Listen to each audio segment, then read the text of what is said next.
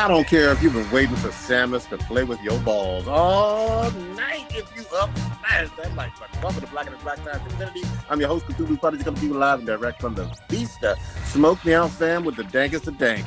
On my left, oldest ninja in the world, old ninja. Wait, did you say Samus or Seamus? I said Samus. Samus? Was that a Metroid reference? Or? Yes, it was. Okay, because I know that, I guess Seamus is Seamus in Welsh or Irish.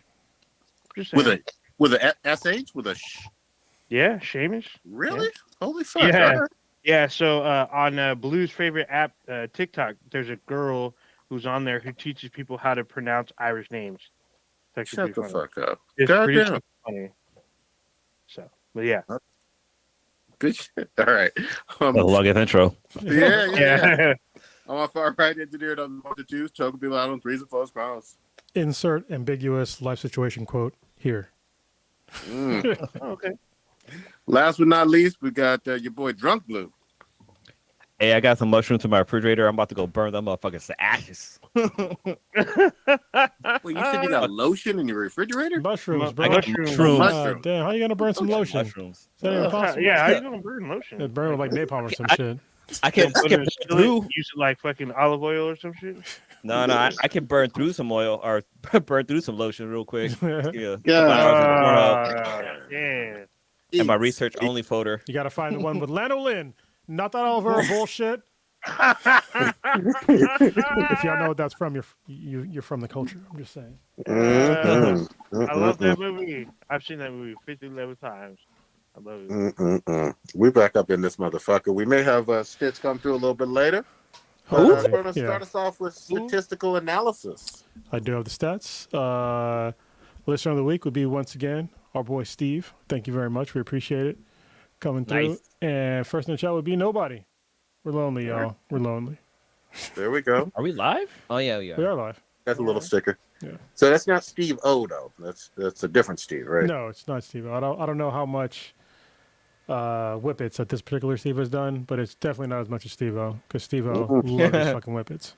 Dude, shout out to Steve O for still being alive though. You thought that motherfucker would be dead like in the 2000s. Well, I mean, he turned his life around. You know, he stopped doing the drugs.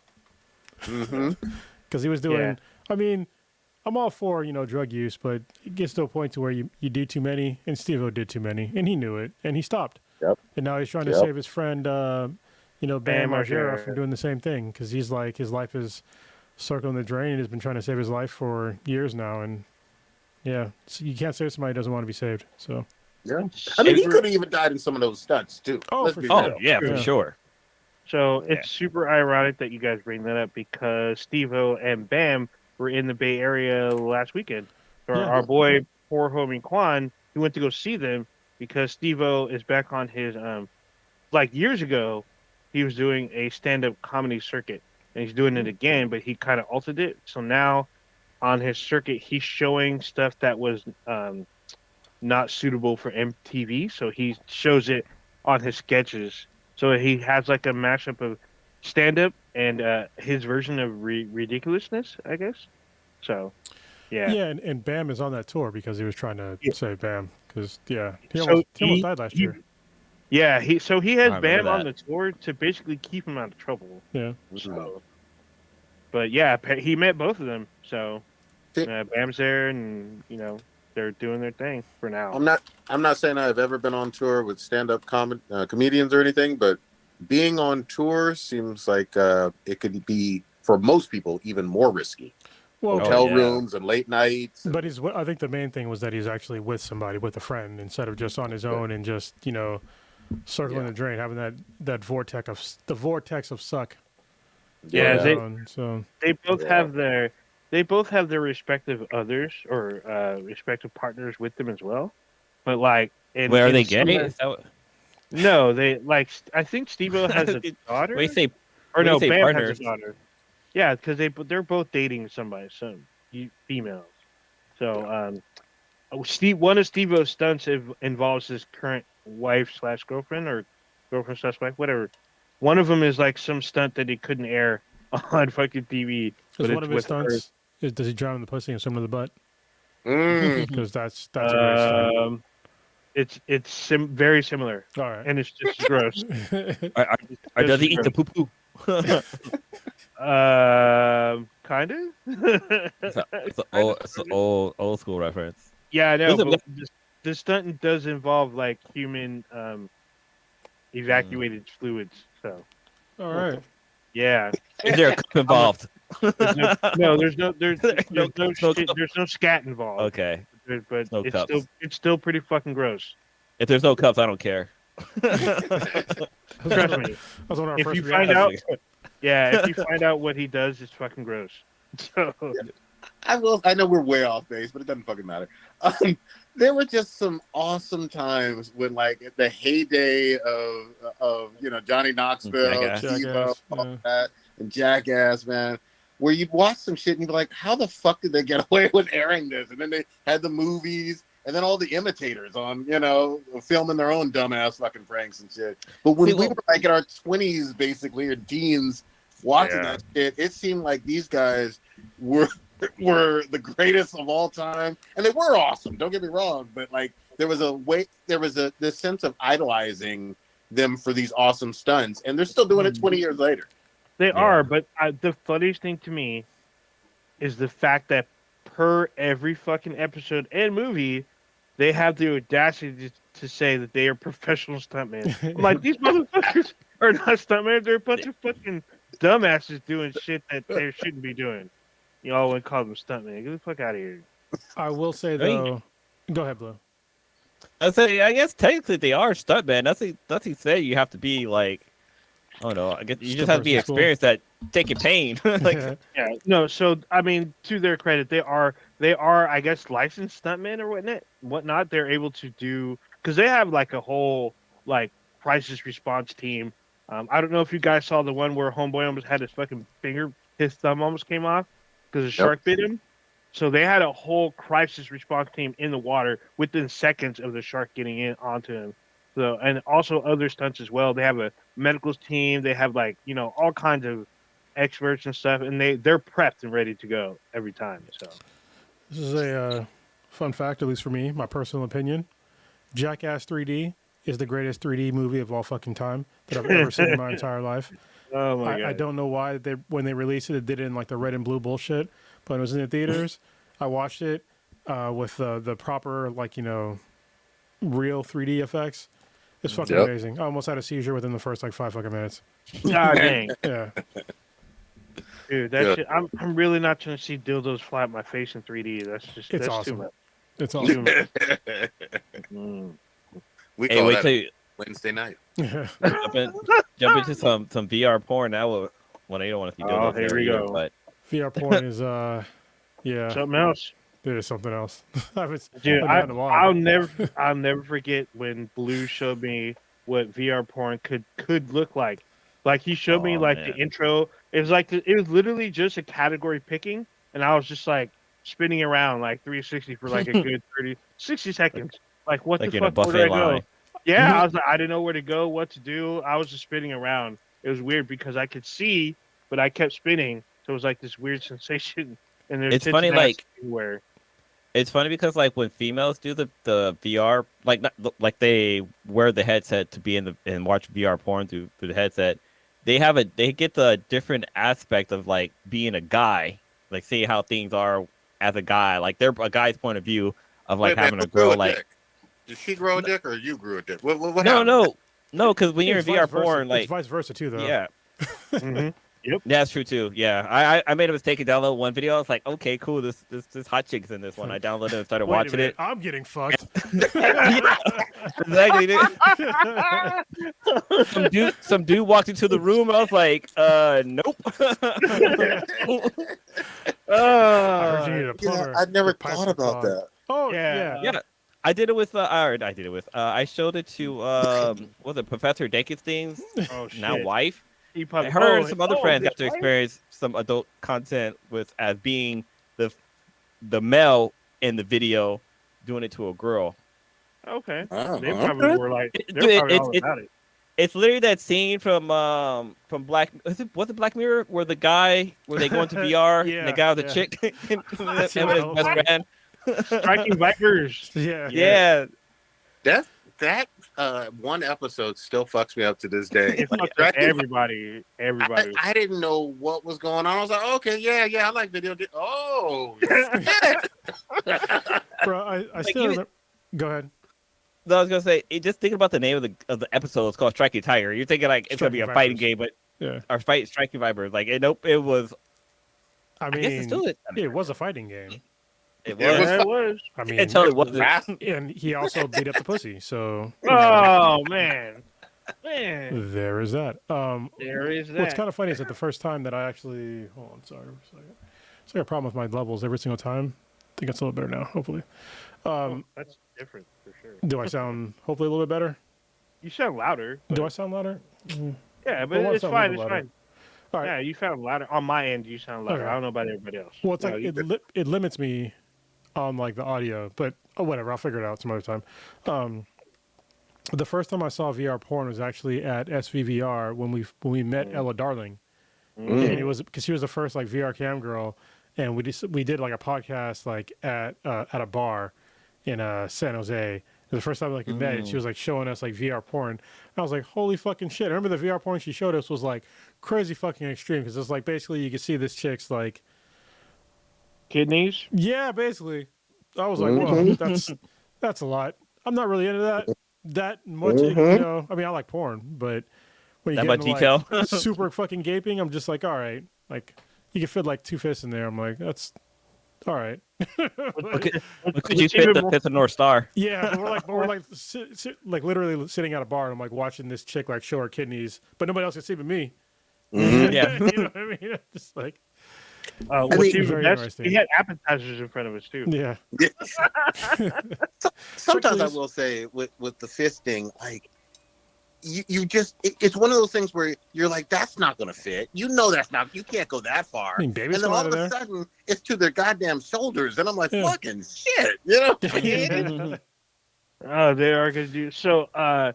If you don't have the capabilities for VR porn.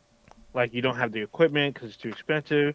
So I'm pretty sure now it's like $40 probably now. But you can buy yourself Cyberpunk and play as a female character and romance a male character, and you will see what Blue was talking about.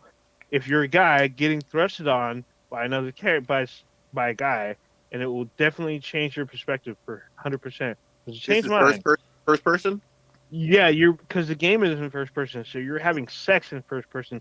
Unlike Mass Effect, when you're playing third person, you watch you do voyeur mode while they have sex. Where you're playing Cyberpunk, you're getting thrusted on. Yeah, but I gotta say, so I'm gonna keep saying it. I don't care if it sounds gay or not. I don't give a fuck.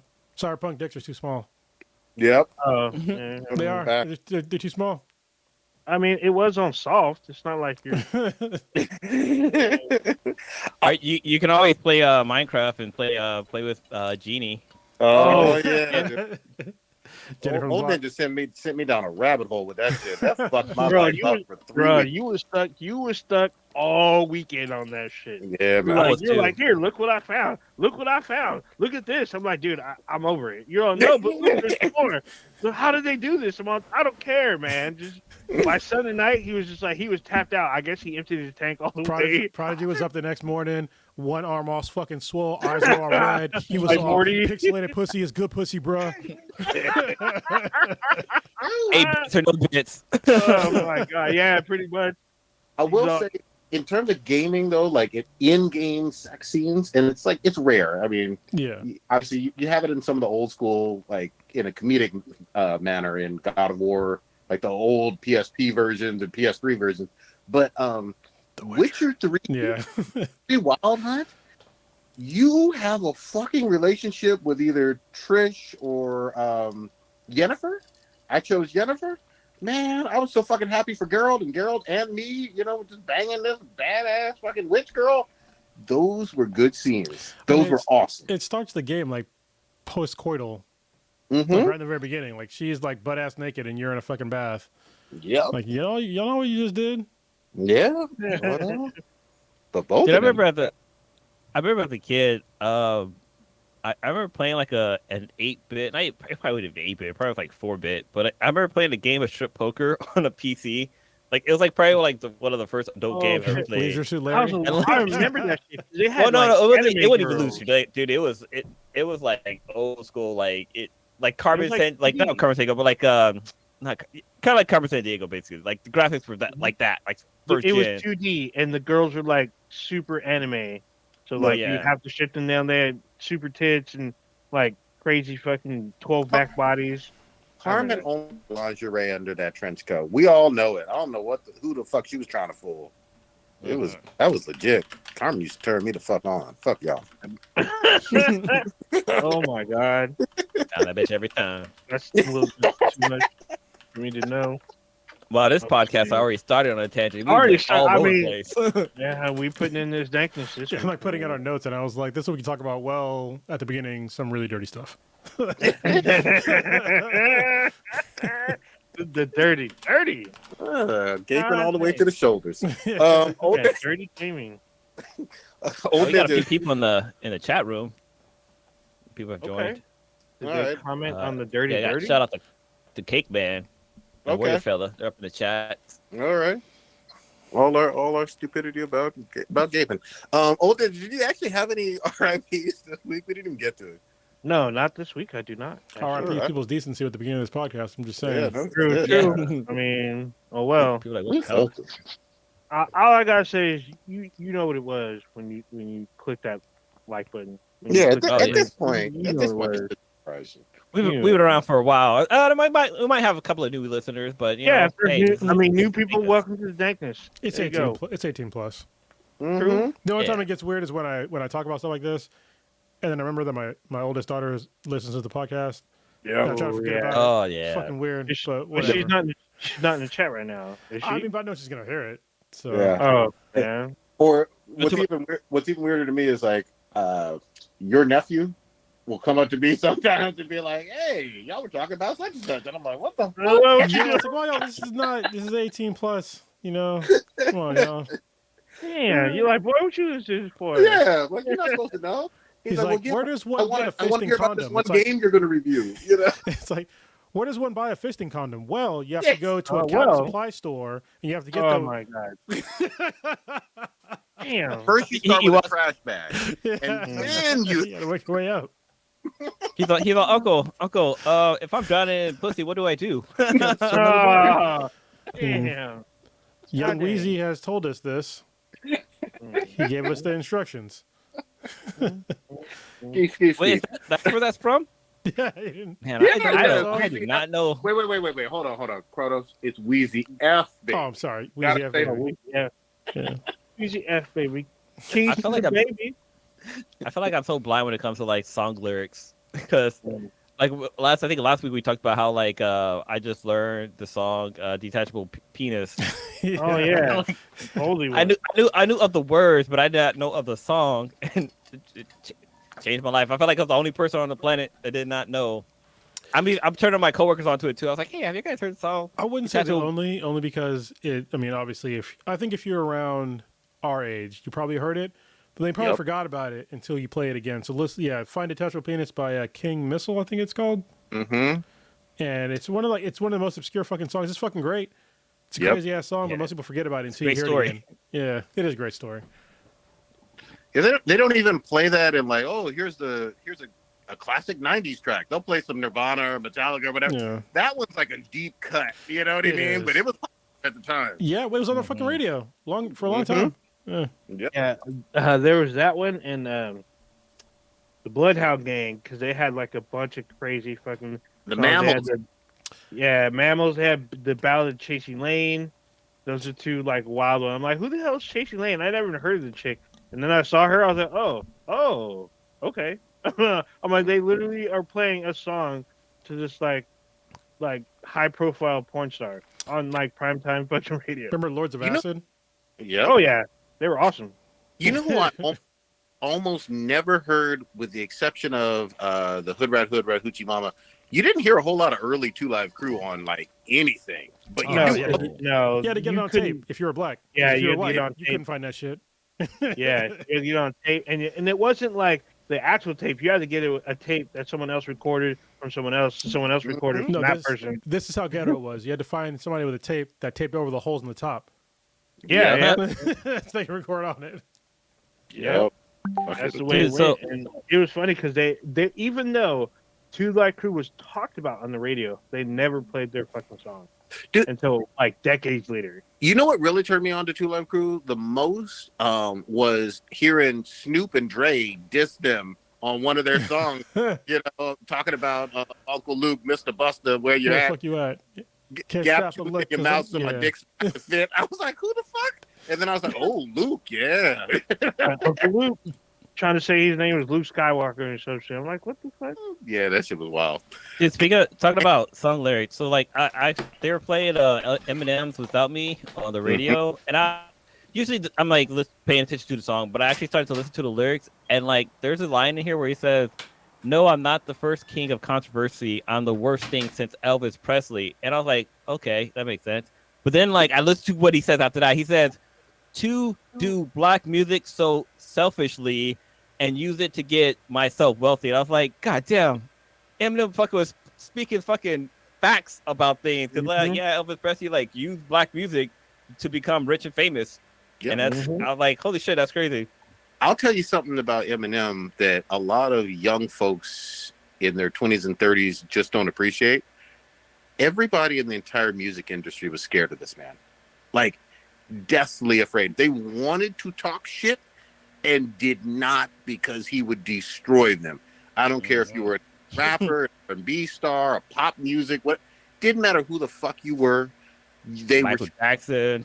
He went for everybody. From 1998 to 2016, whatever, even to this day, you don't talk shit about that man on any type of record and live to see another day. Clarence, Captain America, he learned. The Black Captain America, he learned. Yeah, but it's all bad.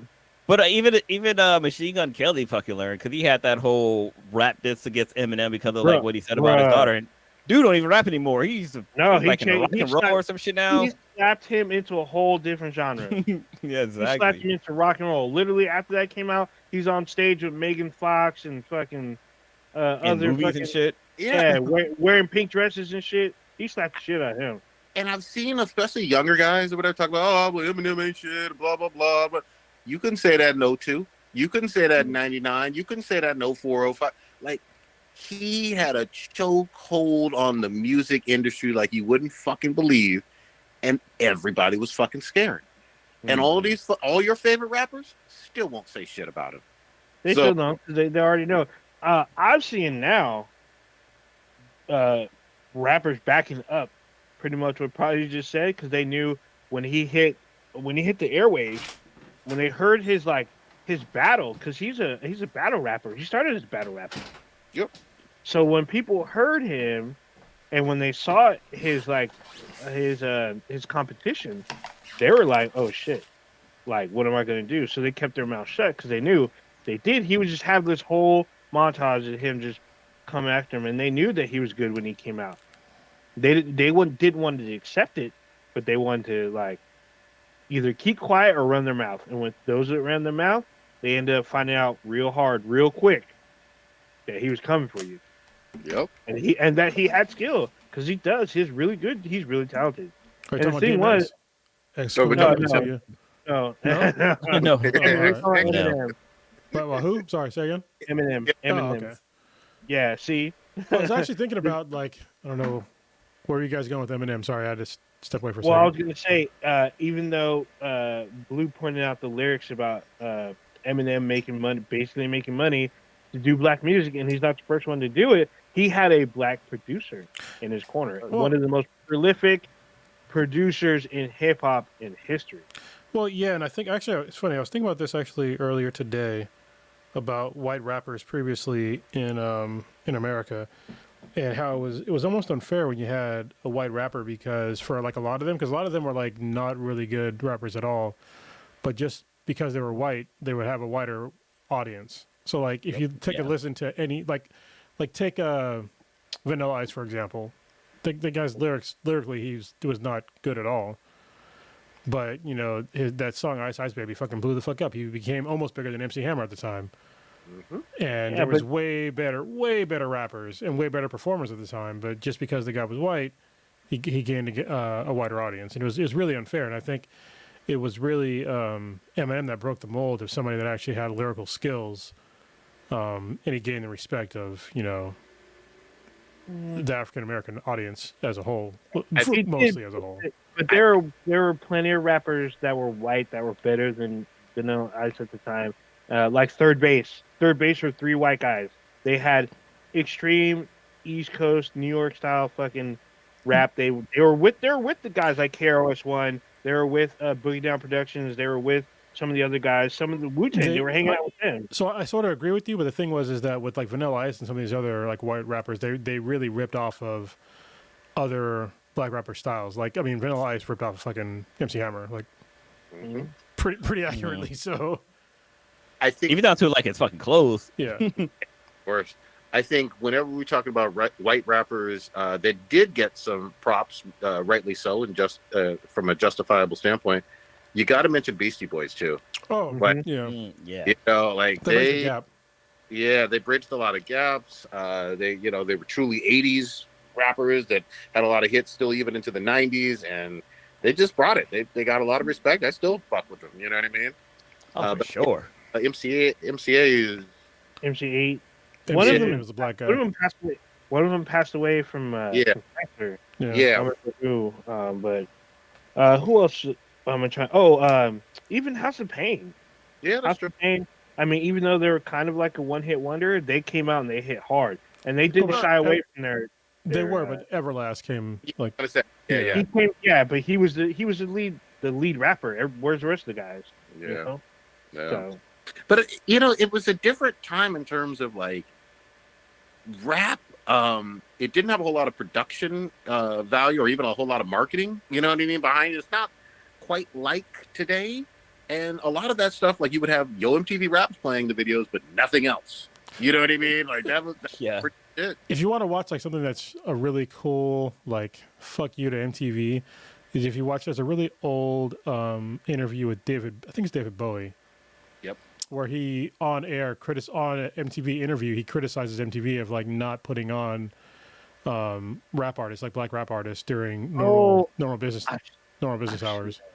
That's a good one. Yeah. And he does it with straight ass face. Yeah. Straight ass face. Because they didn't. Yeah. And then they try to give some bullshit excuse of, we have to, keep in mind of like our viewers in like the Midwest. And it's like, they're not ready to see like black people like on TV. Like, what are you talking about? Yeah. Dude, David Bowie did not give a fuck. Meanwhile, the biggest superstar in all of music worldwide was from the Midwest and Gary, Indiana. A guy named MJ. Yeah. It was just wild. I just love the fact that David Bowie was unapologetic with everything he did, and it's sad that he passed away because he was a tour de force, as they say, in the arts world. He did not give a fuck when he did genres, including the hip hop R&B like genre. He went in full force. He wanted to ingratiate himself. When he did pop, he went full force. When he did jazz, he did it all. So. Yep. It's pretty awesome. And shout out to him being in Marriage with Iman, the black supermodel, for years and years, right? Yeah, they have a daughter. Yeah, he obviously, I'm sure he took some heat even for that, Oh yeah, he didn't give a fuck though. He did not, and Iman is fine as fuck. I'm sorry. Was Iman in Michael Jackson's Remember the Time, or was that somebody else? That's her. Her. Okay. Yeah. David Bowie did not give a fuck. He didn't give a fuck about your feelings. He's gonna do what he gonna do, and you ain't stopping him. That's what it was awesome about. It was great to see him where he was the Goblin King too, of course. Right? Oh fuck yeah, Labyrinth. Yeah. Fuck yeah. It's what if you've seen. I hate the movie. Favorite Muppet movie. I hate this movie, but I know everybody loves it. It's fucking Zoolander. I hate fucking Zoolander. But he did that too. He's the ultimate judge in that. Yeah. Like he does, there's like one line, and everyone goes fucking crazy. It's fucking awesome. Isn't he also in something else? Like is he in Austin Powers? Maybe he's in a bunch. If you ever seen The Prestige. He's in that. He plays Nikolai Tesla in that movie. Pretty awesome. Every time I think of David Bowie, I somehow get him confused with Sting and Dune. Like, they don't look anything fucking alike. I mean, they're both white guys, but they don't look anything alike. Yeah, one crazy fact about David Bowie is the thing with his eye. Like one of his pupil was permanently dilated. Yeah, and I think it was like a firework or something went off in his eye or something like that. That's the reason why that happened. It happened when he was a kid. I believe that's the story. It's a cool look. Yeah, it is. It's totally different. Yeah, pretty sure. I mean, he probably had some vision problems, but I know he wore glasses. But he was a true artiste. And I loved his work. I listened to a lot of his work. He was pretty awesome what he did, and I love some of his acting work. He's actually pretty cool in that shit. So. Yeah, he was definitely one of those guys that I got into way later in life. I wish I did younger while he was still alive and doing some of his things. But yeah, all kind of respect for him. Should we get into? Y'all want to start with some gaming bullshit? No, wait. I want to know. Oh, go ahead, Blue. Well, first, it's Black History Month. I wanted to see if you guys had any cool Black History Month things to throw in here. Well, I was for our listeners. Today I was listening to a podcast about Medgar Evers. So I mean, that was one of the lesser known Black history, or kind of how do I put it? I want to say Black celebrity, but like civil rights movement kind of era-ish. I think he's noted as a civil rights activist. Yeah, I don't know about celebrity. Yeah, that's all I was trying to how do I put this? But yeah, civil rights activist that's correct.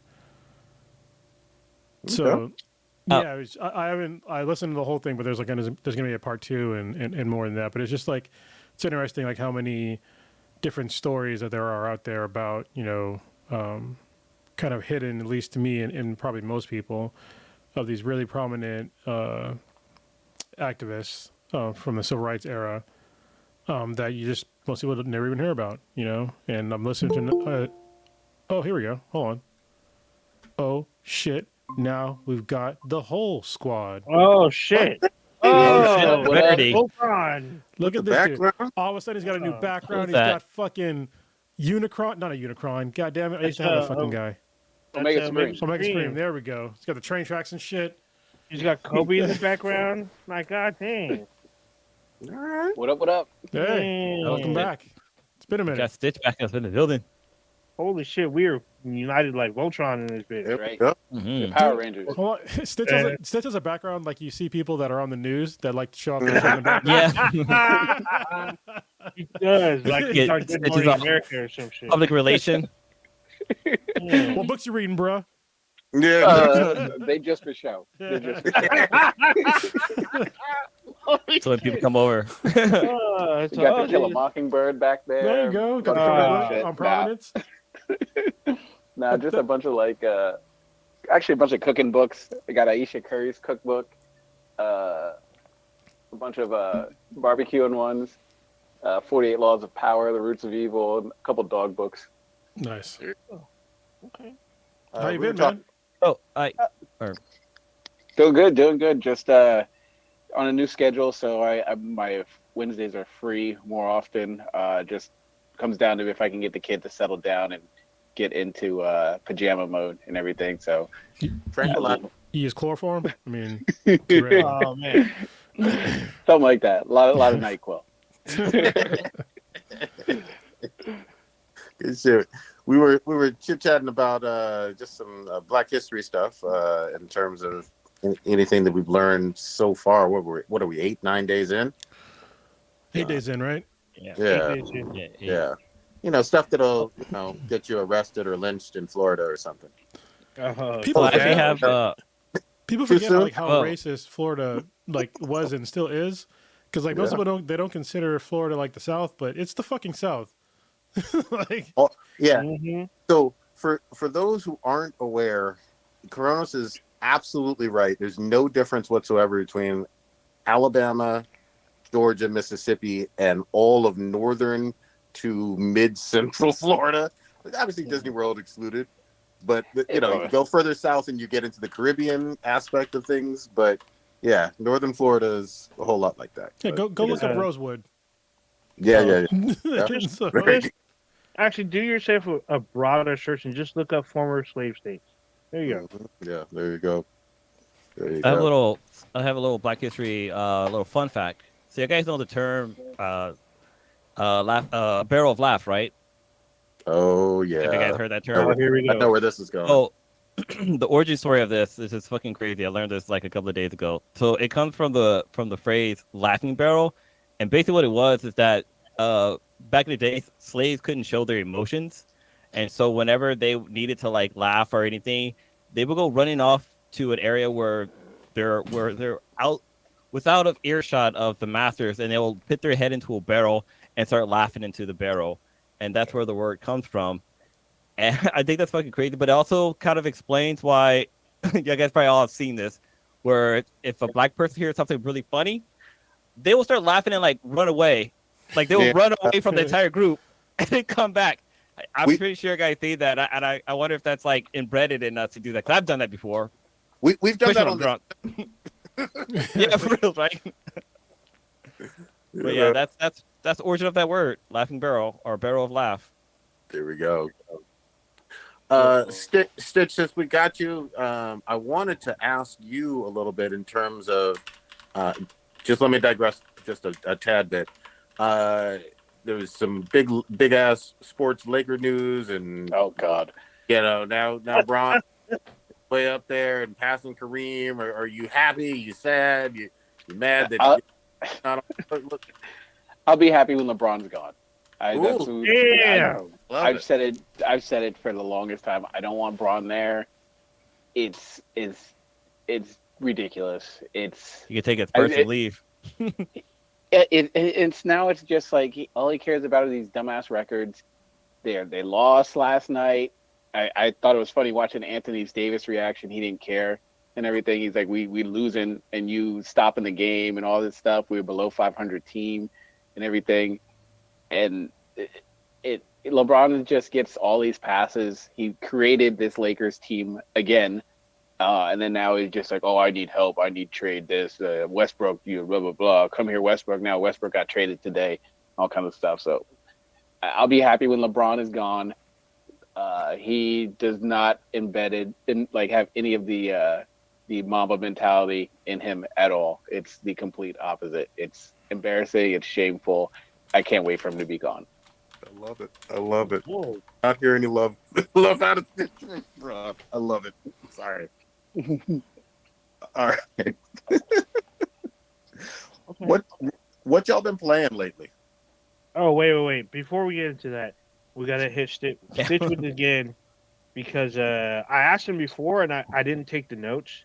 But Stitch, you got to give your review so far of Modern Warfare. We've been playing it a bit. When it came out, I didn't get your notes when I asked you about it because you posted some shit and I didn't go back to it. So now that you're on the air, might as well give So go ahead. I really like it. It's fun. It's different than the first one. I think the user interface, especially with the inventory management, I like it better on the previous one than this one.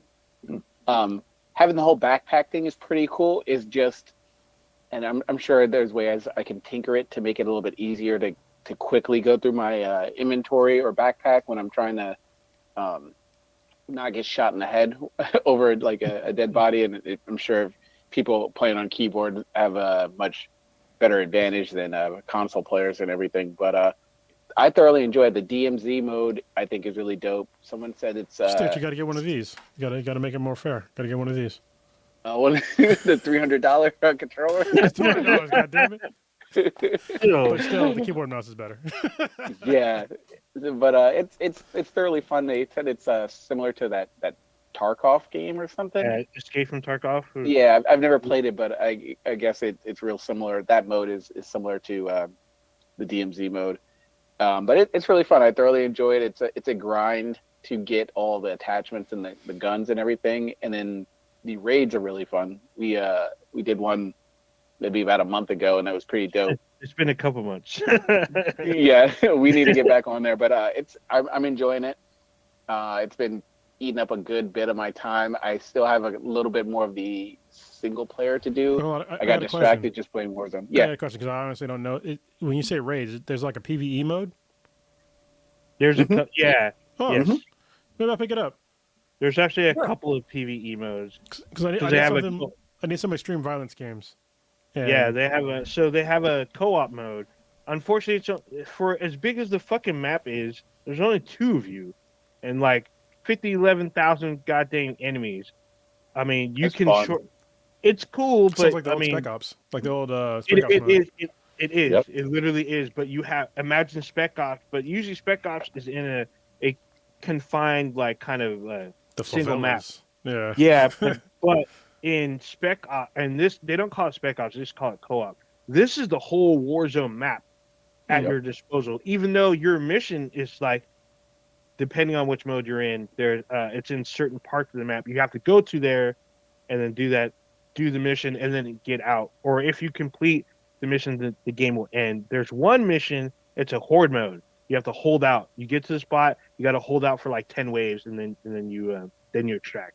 So but there's only 2 of you, and then DMZ there's 3, and then you can do Warzone. You can do from solo all the way to 4 people, and then there's multiplayer on top of that. It's really fun. So I've been playing it like just to kill time and everything, and especially if I got a squad of people that are on it, it's really, really fun. I'm thoroughly enjoying it. I downloaded the Harry Potter game last night. I'm gonna pick it up, but I haven't played it yet. So I downloaded that for Lilo, and it was done. But I know there's a story behind that, and I think it's hilarious. But that I get it. so yeah, so I'll probably have a review on that. I don't know anything about Harry Potter or whatever, really? But no. Do not. I've not watched any of the movies. I've not read any of the books. No, I'm more interested in. I'm sure it's a better. It's a better franchise than Star Wars. I know that much. You know what? That's what I know. Hey, so do you still have your Slave Leia costume, or did you put it away, or this whole for Kink Night only? That was like a decade ago. Why we bring it up all shit? Why bring up old shit? That was like episode 4. So in terms of the Hogwarts, like I haven't played it yet either, but reviews are really, really good on it. It seems like it's a fucking winner. It's all single player RPG, right? I think so. They mentioned there's going to be multiplayer, I thought, but I don't think there's going to be. No. All I know is that it's a Harry Potter game where you can kill people. I'm just like, okay. And then apparently there's a trans character, so that's like a direct fuck you to J.K. Rowling. Wait, there's a transformer. It looks like her. Wait, hold on, wait, back up. The trans character looks like J.K.? Yes. No. The trans character looks like her as a big fuck you. It's pretty fucked up. I think it's funny, but wait, hold on. Back up. I didn't look. I mean, she has a big nose. Did you not see what she looks like? Yeah, I did. It looks like her. Okay, so I keep hearing like different aspects of this. Is she the owner of the IP and will be financially benefiting, or no involvement? I mean, so she owns the trademark of Harry Potter, so it's on some level she is going to get paid off of this game. Mm-hmm. But she had supposoly no involvement in creating the game. Mm-hmm. Yeah. So she had no input either into the game. So no notes, no consultation, none of that. So because character looks like J.K. Rowling. Told you. But the shitty thing I saw on Twitch earlier this week, or maybe on Twitter, was that some people who are streaming the game, like you do when the big popular game comes out, are experiencing a whole lot of fucking backlash and hate in the fucking comments and all that stuff just for playing the game based on the whole trans controversy with JK. Well, I mean, look, this is how I want to put it. Even though I'm on the fence. I'm probably I'm gonna get the game.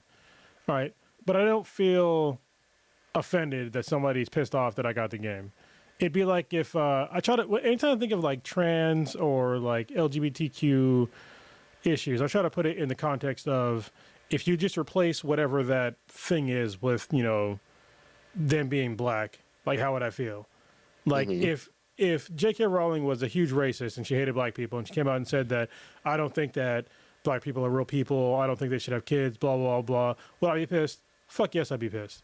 So I understand like their heartache with that. But at the same time, that makes sense. Yeah, I was gonna say, but but at the same time, like I really did. I didn't know that those were her views when she wrote the book.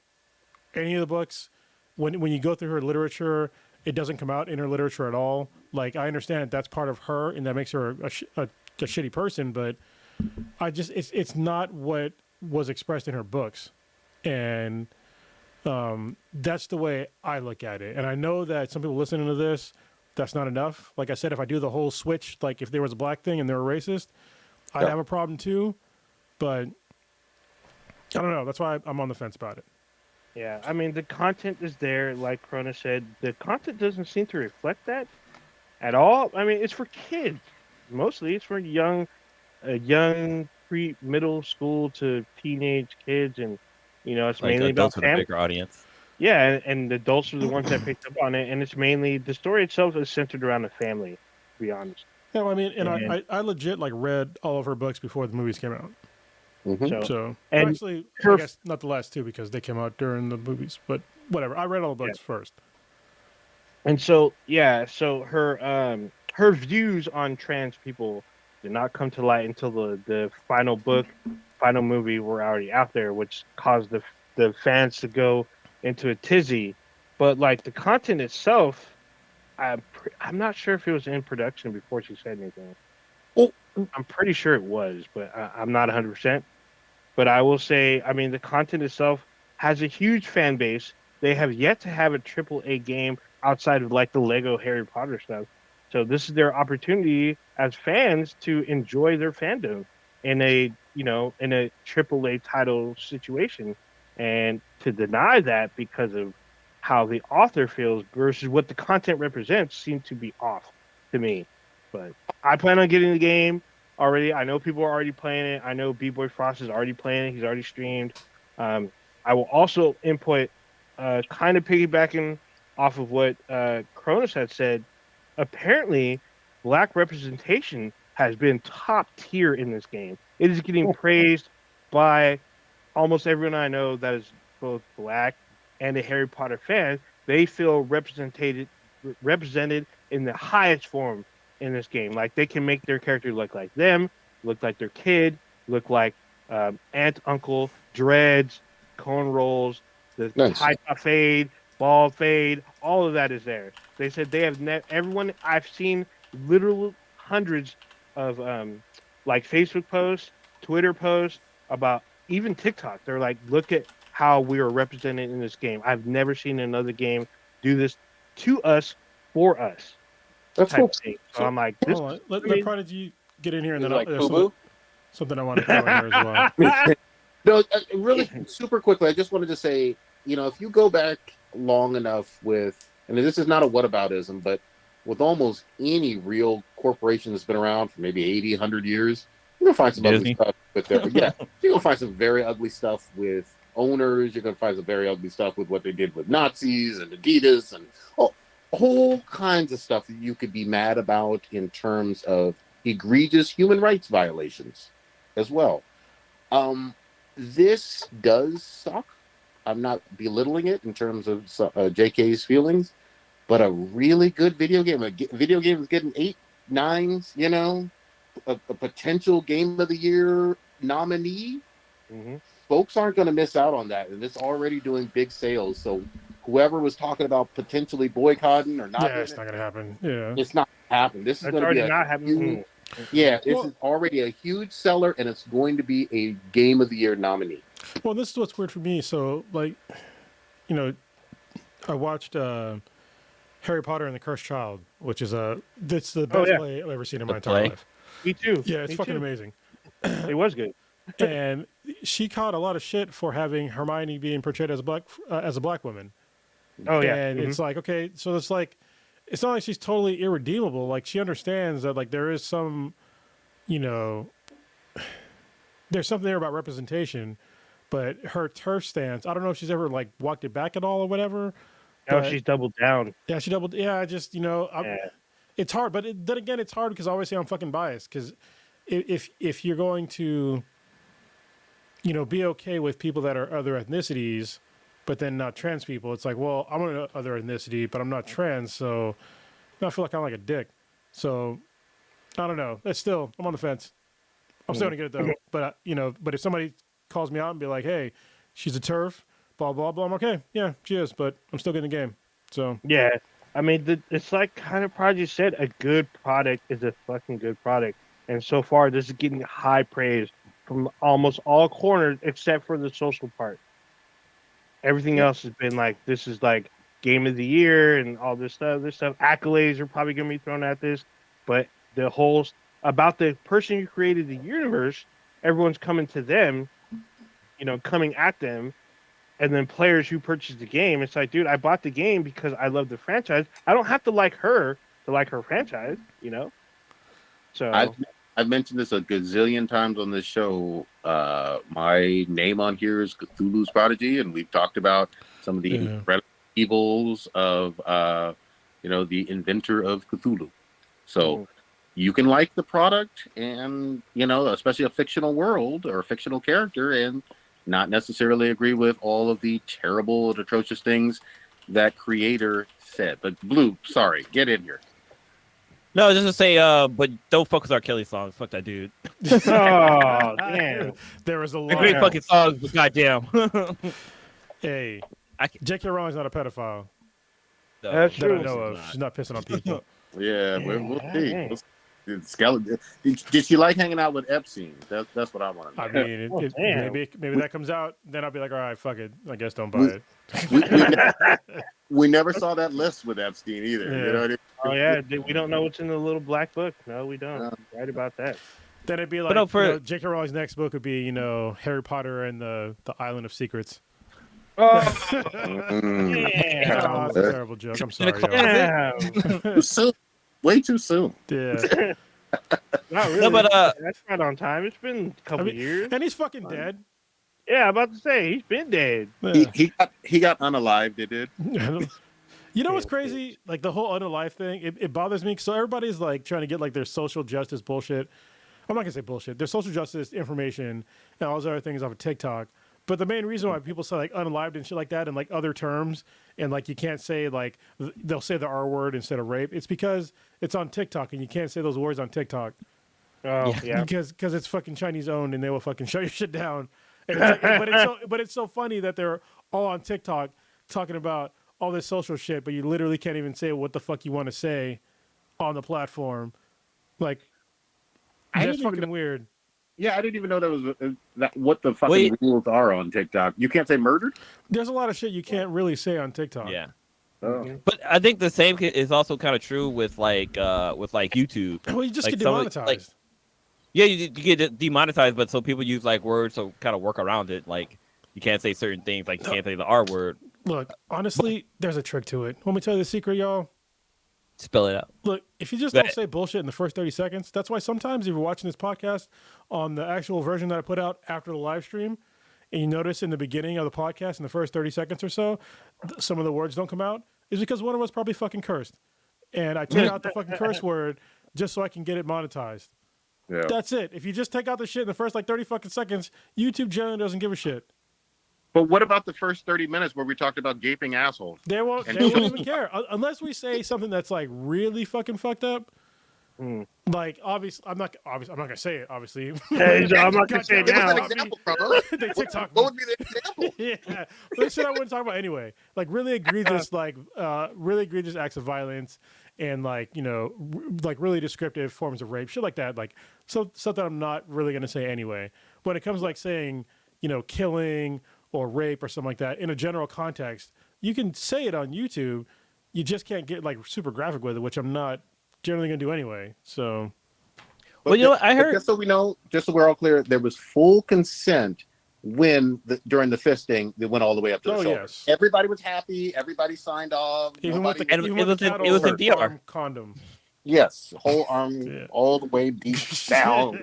Shoulder deep. I heard also that Twitter has something similar where like, if you were to post out a tweet or tweet out to somebody, if you had something that's kind of like vulgar or anything, I guess Twitter warns you first, like, hey, do you really want to post this? I mean, you Check no if you're a normie. Check yes if you're fucking nasty. Yeah. You know Elon got a bypass for that bullshit though. Elon be posting all kind of wild ass dumbass shit. He does. What? It's just a warning that pops up. You can always just say yes, I want to post this, and you post it. But like, yeah, I guess Twitter gives you like a warning, letting you know, like, hey, what you're saying might be offensive. But go ahead and say it. Okay, so sorry, shit, you're getting Hogwarts and Sidetrack. Well, Lilo's getting Hogwarts Legacy, right? Yeah. We both haven't got a chance to play it yet, so that's to be continued on that. Well, like I said, I wanted to get it too, but I also want to get it for Kay. But the thing is, though, is that I want to keep my PS5 in my office. I don't want to put it in the living room. So now I'm like, can I just buy a fucking Xbox Series X and just buy it on that? Oh, so yeah. Play it? I think on the Switch too, though, right? Or that's all right. No, listen, I don't think AAA so. games on the Switch are kind of like you don't want to do Wonky. Yeah, they're kind of wonky. Yeah. Do they still have remote play for the PS5 console? that. They do. They have it for both. But if I want to play it and she wants to play it, then Yeah, That's it's the only problem. one. It's only like one profile at a time type. Somebody needs to get a job and get their own PS5. That's what I'm hearing. I mean, Damn. He's talking to you, Is it? Chris. Is it? I mean, you don't even got a PS5. Yeah, have you can't. You I have a outside of the series- club. How you gonna? hate? I have a Series X, so I don't want to hear none of that. Oh, bullshit. and what you play? I get cloud saving, so if y'all lose power and your shit fucking fucks up, I have cloud saving. Y'all ain't got that Oh, shit. this We do guy. have cloud Yeah, saving. you What the do. fuck are you talking about? What? Apparently, Yeah, if you have I doesn't have cloud saving. Yes, it does. PSN. How No, the I fuck do got you a think I got PS5. all my? How do you think I got my PS4 saved with my PS5? I don't know. Thumb drive. It's cloud saves. Carrier a thumb pigeon. drive. Look at this dude. Trash ass We got Xbox. cloud saves. Don't even know. No, I don't We've been- know. PlayStation had that since I PS3. know. Yeah, it's a paperweight. I use it to hold my door open. Trash. Look at you PS3 sitting was over heavy, there though. playing fucking God of War It is Ragnarok on heavy. the inferior system and shit. Oh my PS4. Yeah, I mean it runs. That's all that matters. Wait, hold up. Back the fuck up. You're playing God of War Ragnarok on the 4? Yeah, I have it on the 4. Wow. It's fucking That's sadness. so I mean, disgusting. it's the same fucking story. It's not. That's nothing- disgusting. He's over there Yeah. playing. And he's like, "Oh shit, is that Jenny Mod over there? Look at them pixels, bro. Yeah. Look at You're them getting pixels." I'm like, oh shit, I have the wrong. Porno on dial-up. No, if I have the Jenny mod, then I must have Prodigy's old PS4 or something. If there's Jenny mods on here, Look, I'm gonna tell y'all right now. That Jenny Mod shit fucked me up, and I'm not ashamed. I got a lot of shit saved on my motherfucking phone and shit. oh my I goodness, revisit that every now and again. Fuck. no, bro, you need to just delete all that shit. You can Start handle fresh. it. No, start wait fresh. He It's went over. from his research purposes only folder went to research confirmation purposes only. God damn. Genie from the block Okay. can really throw that in a quadrohedron. Like, Oh, don't you get heathen? Yeah. she's So, the only female that can do it. She's literally built like it. Yeah, So I got to put this out there. she's literally built like a brick house. Our guest or the Infinity Vault had asked us last week. It's been asked actually for 2 weeks straight. Now that we're all here, we can all answer this question. It's been on the list for like 2 weeks. What you got? Prodigy kind of started it. I guess we were supposed to come up with the video game to live action adaptations. What do we think are good adaptations so far? And what do we hope to see? I guess as well. Well, I think I'll start a little bit because I think I put some thought into this because me and Prodigy we talked about it for a second, and I thought about it because at the time it was when The Last of Us first dropped, right? And I was like, it's really good, but it's also like, I mean, it just came out. You know, I remember Arcane was like really fantastic too, and but yeah, I mean, The Last of Us, it's just, especially after episode 3, it's the greatest one of all time. Like it's not even fucking close. Arcane was really good, but Arcane, when I went back and thought about it, it started off a little slower, and then you have to get past episode 1 to get into like the really good territory. The Last of Us, it hit the ground basically fucking running. It improved upon the game story significantly, even with all the changes and like showing like what all this stuff meant in the game, so they don't tell you about in the game. And episode 3, the changes that they made in that, it was like I keep saying, it's one of the greatest episodes ever made of anything, and I say that with no hesitation. I can't think of something that's like significantly better than that at all, as far as like a single episode goes. And episode 4 wasn't as good, but it was still great. Yeah. You know what I mean? I just cannot think of anything of a video game adaptation that is that good. And like I said, even beyond video game adaptations, episode 3 is the greatest episode that I've seen of anything in my memory. It made me give a shit about two bears kissing. Yeah. Like, I don't like normally two dudes with beards kissing is not like in my realm of like fucking care. If I see it happen on the street, I'm like, okay, there's two dudes kissing. I'm going about my fucking day. But in this one, I was like, damn, these guys really fucking love each other. You know, it's like it made like it made other people's love seem cheap. Yeah, I'm with you on The Last of Us being extremely good. It's better than Witcher, which again I always go back and forth. Yes, the books came before the game, but here's the truth, and I've told you guys this a million fucking times. Witcher, especially Witcher 3. Made people fans of The Witcher. Oh yeah, millions more played Witcher 3 than ever read those fucking Polish books. Yeah. Stop them. Let's just stop it. And honestly, the games are better than the books. I read the first book. Yeah. You know, I mean, I get it, but the games are wildly popular, and that's what gave us Henry Cavill Geralt. Shout out to obviously Kronos already mentioned Arcane, a really great one. Not on the Last of Us level, but really, really great, very close.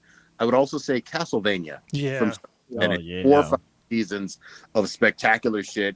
They have some gay vampire twin orgy shit that just went wild and got violent as well. But fucking heads were rolling. Also, real quick, as you said, Castlevania, go back and listen to. We have an S-Class interview with Sam Dietz, the creator of Castlevania, from like a while back. Yeah, right when the show first came out. He was a great dude. Yeah, really good guy. But I just want to give props to that. I can't think of a better adaptation. It seems like we're going to get a whole lot more. You know my stance already on anime adaptations, but for video games, yeah, Last of Us seems pretty high. Anybody? I mean, you guys are all current on Last of Us, right? Mm-hmm. Yeah. Yes, I am. Can I say one other quick thing?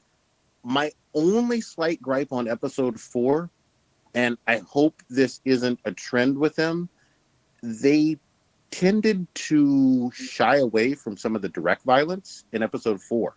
I don't know if you guys kind of picked up on that. What I mean by that is the one who shot the doctor, it was a cutaway scene. And then even Joel killing that kid, it kind of cut away.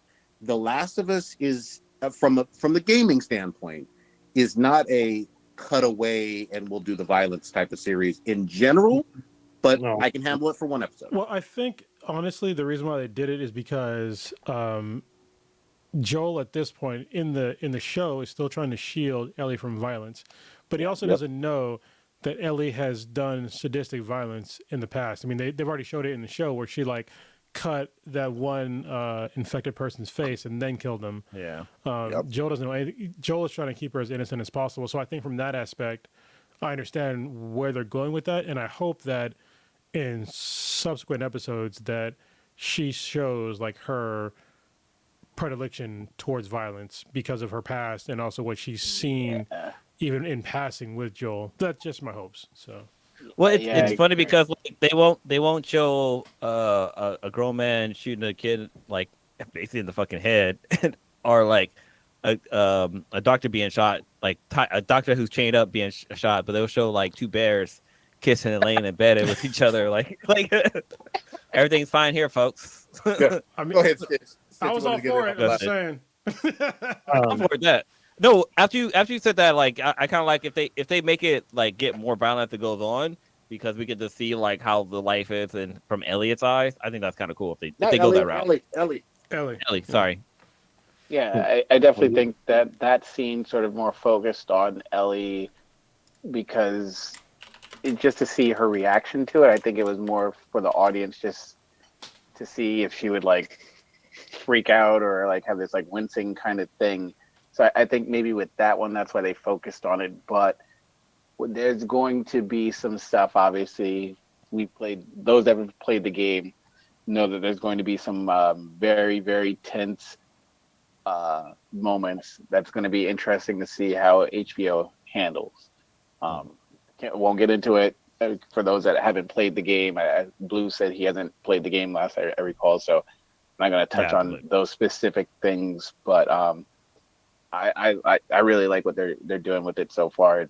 They're putting their own tinkering with it, but it's not ruining from the original product at all. I think they're adding a lot of like good elements to it, some good flavor, some good seasoning and stuff that I completely forgot about. I remember the whole Bill thing, but then like in the game, it is like a note. It's a mention or whatever it says, like my partner. And like when they started to play out, I was like, oh shit, that's right, or whatever. It sort of clicked in my head. And then they did a beautiful job of establishing that relationship, the connecting, and just how you can empathize for the relationship that they had together. And I thought that was fucking amazing. I had no problem with them taking a timeout from stalkers and what are they called again? The fucking clickers. Clickers, yeah. So I thought it was beautifully well done. Even this last one with the little thing at the end, because I knew that those two are coming or whatever. They have a little storyline. I can't think of their names. So the two, Sam and someone. Henry and Sam. Yeah.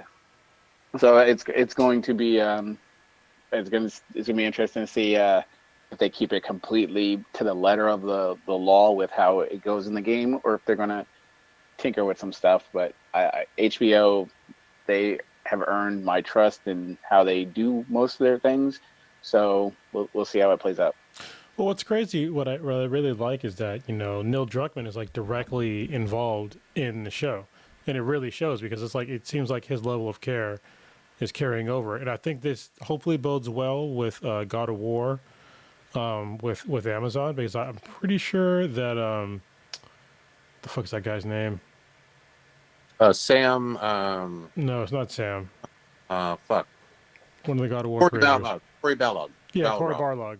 Yeah, Cory Barlog, I'm pretty sure is involved with God of War, which if this is like the same steps, like I really hope that Cory Barlog is like taking notes from The Last of Us on like how to modify a video game to make it more palatable for a TV viewing. The only thing that I'm nervous about, and I'm not distrusting Cory at all, when I heard that they're starting in the Norse land, it's disappointing. That's weird. Yeah. Well, his identity is tied to Greece. No, well, this is the problem. Okay, so go back and play the previous God of War games at your current age, and then just think about how well that's going to go over with like the current audience in America or the world, really. Yeah, fuck them kids. Yeah, I don't think I think that honestly I would love to see like the older games, but I don't think it would go over well with with the rest of the world. The only problem is that like, if they're basing off of the last two games, we're not getting Kratos' backstory. Like, he's a Spartan, like he's from the Greek mythology, so they need to kind of build up his story there before we go into the. So no, you don't, because I mean, if you look at because I mean, The Last of Us is like almost a perfect example. Like they don't really talk about Joel's background at all. Like, but we all know that he's done some like really shady shit. They don't go into details about it, but we all know, and there's some. It's kind of implied. Yeah, I think that they could do some really clever storytelling of like having either really clever flashbacks or something like that without telling his whole backstory and just like kind of incrementally doing it over time. I don't think there's a problem with having like a character like that where he's at now, because I think that pretty much any like movie, show, whatever, like nobody really starts with their hero's journey as like a total weakling. And when you think about the story of God of War, it really starts with him being like sort of a badass, but then basically getting killed.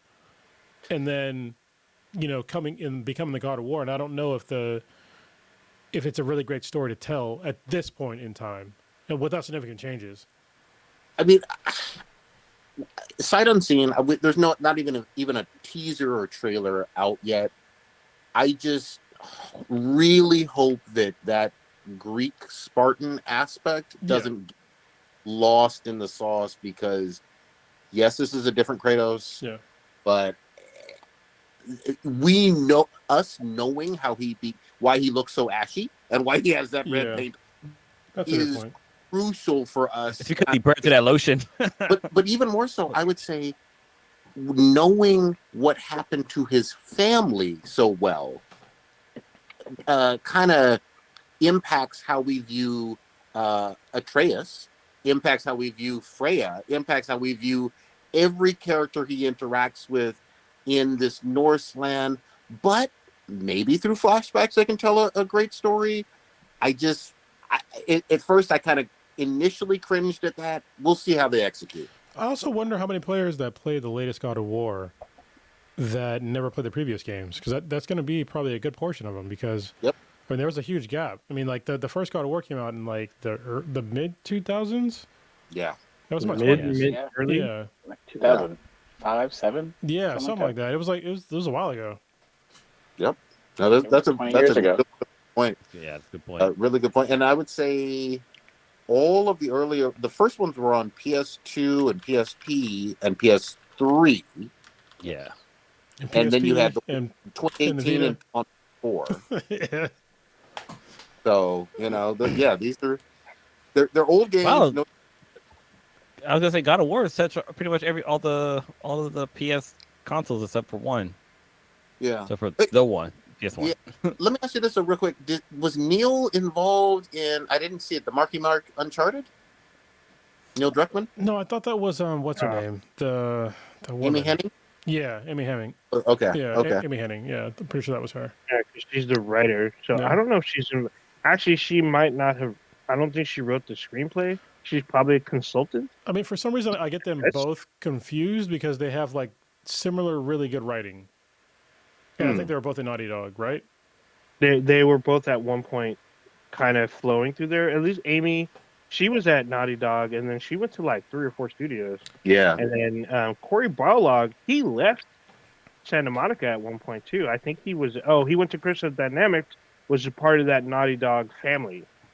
So, I'm looking at Wikipedia right now, and it looks like Amy, at least in like the quick little snippet of like the director and stuff like that, Amy's name isn't on this list, other than based on Uncharted by Amy Hennig. But it doesn't have her as editor or or screenplay. Her name's not on the screenplay or as the director or anything. Oh, for the film or for the game? For the film. Oh yeah, I don't think she's not heavily in the game or in the film. Well, I think she's just like a consultant. So this is the sad part. So Amy Hennig, she was, I think, one of the creators of Forspoken, and the writing. Co-writer, yeah. Yeah, the writing for Forspoken is like nowhere near the level of Uncharted. I had to actually put the game down. Damn. Oh wow. I might get back to it, but it's like it's really, I don't know. It's not very fluid at all. Like it's like these really weird, like, first of all, y'all know I like to fucking cuss, all right? Mm-hmm. But it seems like it's like egregious amount of cussing in this shit, and I just like it just seems really odd to me, especially if I'm transported to somewhere where they seem like old timey fucks, I'm probably not going to use a lot of curse words because they're not going to get it, and I'm not going to use like a lot of like, current language because like they're not going to get it, and it seems like really odd to do. And then there's like really weird like transitions in the game, even early on, of like trying to sneak around and like pausing the gameplay and like doing this and that, and like it's not, at least in the beginning, it's not really well done at all. It's nowhere near like an Uncharted level of game. Yeah, and that's sad. I mean, first of all, I will say this, and I haven't played it, but we were all of us hoping that you got a black female lead character and whatnot, that it would be a banger, but The reviews were mid as fuck. Yeah, it deserves the mid. Honestly, I think if I was Amy Hennig, which I can't tell her what the fuck to do, but she has a really great franchise that she hasn't worked on in a hot minute. Which if she revive, would be great, and it's Soul Reaver. Which, I don't know if any of y'all played that shit, but the Legacy of Kain series was fantastic. So please go back and rewrite that shit and make it modern, like Uncharted, and not this really weird it's almost like this weird Japanese style RPG, but really kind of boring. Oh, there's just it is a Square Enix game. So, but I can tell you this: Amy Hennig's moved on to. Apparently, she's working on some kind of secret Star Wars project that hasn't fully been announced. It's just rumored right now. But what she's been confirmed to be working on is the Marvel game, the Captain America Black Panther game, where it takes place during World War II. Okay. That game, she's writing that. Let me say this real quickly. All my faith in some of these comic book games, when it's not Insomniac, it's going down further and further, man. I trust Insomniac because they know what the fuck they're doing. They gave me Spidey. They gave me Miles Morales. I can guarantee you they're going to give me good Wolverine. They're going to give me good Spider-Man too. Yeah. I don't trust any of these other folks, even with Amy Hennig. Yep. You talk to me about Midnight Suns and what was the Batman game and the Arkham, blah, blah, blah. Arkham. Arkham's good. The Arkham, old school Arkham, yes. But I'm talking about some of these latest and greatest, the Marvel's Avengers. That was shit, yeah. But don't say Arkham Knights, because Knights, I'm sorry. Gotham Knights. Gotham Knights gets too much shit. The game was good. Yeah. It looked good. Oh, speaking of which, we can play that game together finally. Even though we're on separate consoles. I'm waiting for it to drop in price, which I heard it soon. So I'm probably gonna pick it up. It's a good game. Or I might wait for it to hit Game Pass, but I plan on getting the game because it looks fucking dope. And I do want us to play because with two people we have two different play styles because they're characters, so we'll be able to tackle different things differently. So I want to see that dynamic play out. So. It is fun, and I'm Red Hood all the way. Oh, right on. I don't know who to pick yet, so and I'm hoping they add more characters. I'm actually hoping we get what's his name? The guy with the Christian guy. The fuck. Azrael. Yeah, Azrael. I'm hoping to play as Azrael because in Arkham Knight he was brutal as fuck. He was brutal as fuck. Yeah. All I know is Spidey 2 drops later this year. Mm-hmm. It's gonna shut all of this comic book shit down. Getting that fucking platinum. Can't wait. Yeah. It's not even going to be close, and they're going to raise the bar. Like, look what they did with Miles, and that was basically standalone DLC. Basically, it was an expensive DLC. I'm like, these guys are going to knock it out of the park. Dude, even the story alone for Miles Morales was really good. Oh, B-Boy Frost brought up a good point. I forgot. I brought it up many times already, but they added a free mode to Gotham Knights, just a free multiplayer mode. It was like the first month it dropped. I haven't used it yet. I don't have the game, but I do plan on getting it sometime this year. Hopefully before April or around April. I was Spidey swinging around the rest of Manhattan or the rest of New York. It's over. So I was doing a quick look at video game adaptations to the TVs and movies. I'm like looking at some of these. Like for example, like Sonic was a really good game based. But it's not really an adaptation of the game because, he's in the real world and it's not really it's not really based off of the game. So is that really an adaptation or more I still call it it's a movie with Sonic in it? I would also call it an adaptation because even though he is from that world, what he brought from that world, he talks about his world and what was going on there. And his villain follows him to the real world. I guess. No, his villain was in the real world already. Oh yeah, Dr. Robotnik. Yeah, so I mean, it could be more toward like the newer Sonic games and not the old school Sega ones I'm thinking of. Because I think Sonic Adventure takes place in like the real world, or even like the new one. Some of the anime. Take place in the world. What's the new one? Sonic Frontier, isn't it? That's like the RPG. No, I'm talking about like these for Sega Saturn. The old school Sonic Adventure. Oh, okay. Yeah, because I know there's a new one that came out last year, Sonic Frontier, or something like that. Apparently, it's a full-on open-world Sonic game. I guess. Look, I'm just gonna already call it because there's been two of them already. Sonic got the best trilogy because they're making at least a third one. Oh, definitely a third one of movie adaptations from video games we've seen to date. Like, they're a lot of fun. Like, those are good. I will say there's some honorable mentions, I guess. Like, even though it's not a video game adaptation, it is about it. Yeah, I have my own list. It's about that world, and that's Scott Pilgrim versus the World. Yeah. Scott Pilgrim, even though it's not a game, I mean, it's a game after the books. I know the comics came first in the film, but the game came out like when the film was in theaters.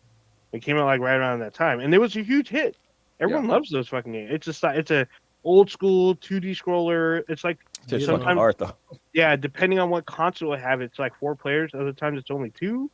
Kind of weird, but it was a beloved game. The movie I loved myself. I've fucking seen the movie a bunch of times. It's a fucking hilarious film. Classic. Yeah, I mean, but it's not an adaptation per se. I would say the same about Free Guy. Free Guy's another one that's kind of like that. It's based off of a video game awesome. But it was fucking awesome. It was a fucking great game. It shows a lot of pop culture stuff.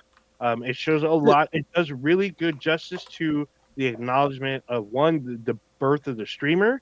Because like I watched the game with my little cousin. I had no idea who any of these fucking streamers were. That's how like old I am because I don't give a fuck. But he knew every single one. They were like celebrities to him. And like the game he recognized, like it talks about Street Fighter, it talks about Mario World, it talks about the big cultural iconic games in the movie, and it works really well. What's crazy with Free Guy was that it was available like almost everywhere. Like even Disney Plus carried it. I was like, I'm Disney Plus right now. I just checked to see where it was at because I totally forgot about that. I was like, oh shit, I want to watch it. It's on Disney Plus now. Yeah, it's on Disney Plus right now. And so I also got to say, I was going to say, this one is kind of controversial. You either loved it or hate it, but it made enough to where they're going to do another sequel, and that's Mortal Kombat, the 2021. I mean, I hated that one. Yeah, some people hate it. Some people like, this is actually pretty cool, but either you watched it enough or you loved it enough, but they're doing a fucking sequel, despite your feelings about it. It was so bad. So bad. It wasn't this great movie, but it was fun. And all I know is they chose the thickest girl I'd ever seen in my entire life for what was the character, the ninja girl? For Melina? Melina. Oh man, those cakes had me watching that thing over and over again. I was like, damn. Also, another honorable mention, I would say Uncharted. Uncharted is actually not a bad film. It's on Netflix right now. Good. It's actually it's a fun kind of homage. It's like an homage to the old Indiana Jones films, but still trying to play, but still tries to stay close to the game. I mean, it feels like a prequel, kind of like a little bit of taking a bit of part 1 and a little bit of part 2 and made this. I mean, it's actually not a bad film. I actually was like, okay, I actually had fun with this, and it made sense, and it didn't do stupid shit like fucking old school Street Fighter or like fucking House of the Dead or stupid shit. Are you expecting Street Fighter anime? Wait, no. Street Fighter live action. Oh, okay. Go ahead. Proceed. I'm tripping. Did I watch that recently? Oh my god. I also got to say, I mean, we got to give props where props is due. When Angelina Jolie played Lara Croft in Tomb Raider, I was gonna bring that was a silver suit. That was a huge fucking film. That was $100 million fucking making film. Actually, it made over 100 and something. It made over 100 million. It made like way more than that. Yeah, it made like a shit ton of fucking movie. It was a huge action sequence. Back in the day, fucking Daniel Craig's in that before he was James Bond. But like that was a big fucking film. Like no one expected it to make those kind of numbers. It was just another quote unquote video game adaptation that was fucking huge at the time. And then you actually get that good of reviews. Like a Rotten Tomato right now is sitting at 20%. I know, that's what I'm saying. No one expected that, but it did good ass fucking numbers. Another one that I watched during the pandemic, Dirty Stu watched it because of my recommendation. He actually came away thinking the same way I felt, was Werewolf Within. It's based off of fucking a Nintendo game, I guess. It's kind of like Wolf Among Us. It's kind of like that. But it's a comedy. Yeah, it's a comedy. It has the girl from the Lily, the AT&T girl. She's in the fucking film. Oh, she is. Yeah. She's slim thick. Yeah, she's in it, and he's like an up and coming kind of star. It's this black dude. I can't think of his name. I can pull it up as I'm going, but like it doesn't take itself too seriously. It has like a actual story, and I'm like, this is based off the fucking game, and I guess the game it just sets it up, but it doesn't have the same story, but still it has like the same characters, kind of like most fucking adaptations do. Like Resident fucking Evil. It has like fucking Alice isn't in the game, but yet she's fighting fucking zombified fucking Dobermans and shit like they do in the game. Yep. So, but Werewolf Within, I gotta give it props. I mean, it was an enjoyable fucking film. I thought it was fucking hilarious. It made sense. I was like, fuck, where's this game? It's on. I believe it's on the Switch. I think. Okay. But it's Werewolves Within with an S. But here's this guy. He's on the photo here. Sam Richardson. He's like an up and coming kind of fucking actor. He's in some pretty big high profile stuff most recently. But I enjoyed this film. I was like, fuck, for game adaptation, I would recommend this if you have like you want to see like a kind of a horror comedy, I guess. There you go. This is it right there. So you know what else I'm gonna really quickly say? They need to remake, and they would have my fucking money. Doom. Make some Doom Eternal, like a good version, not the fucking 2005 Dwayne The Rock bullshit. Oh, it's Dwayne The Rock versus Carl Urban. Put some respect on his name. Fuck that noise.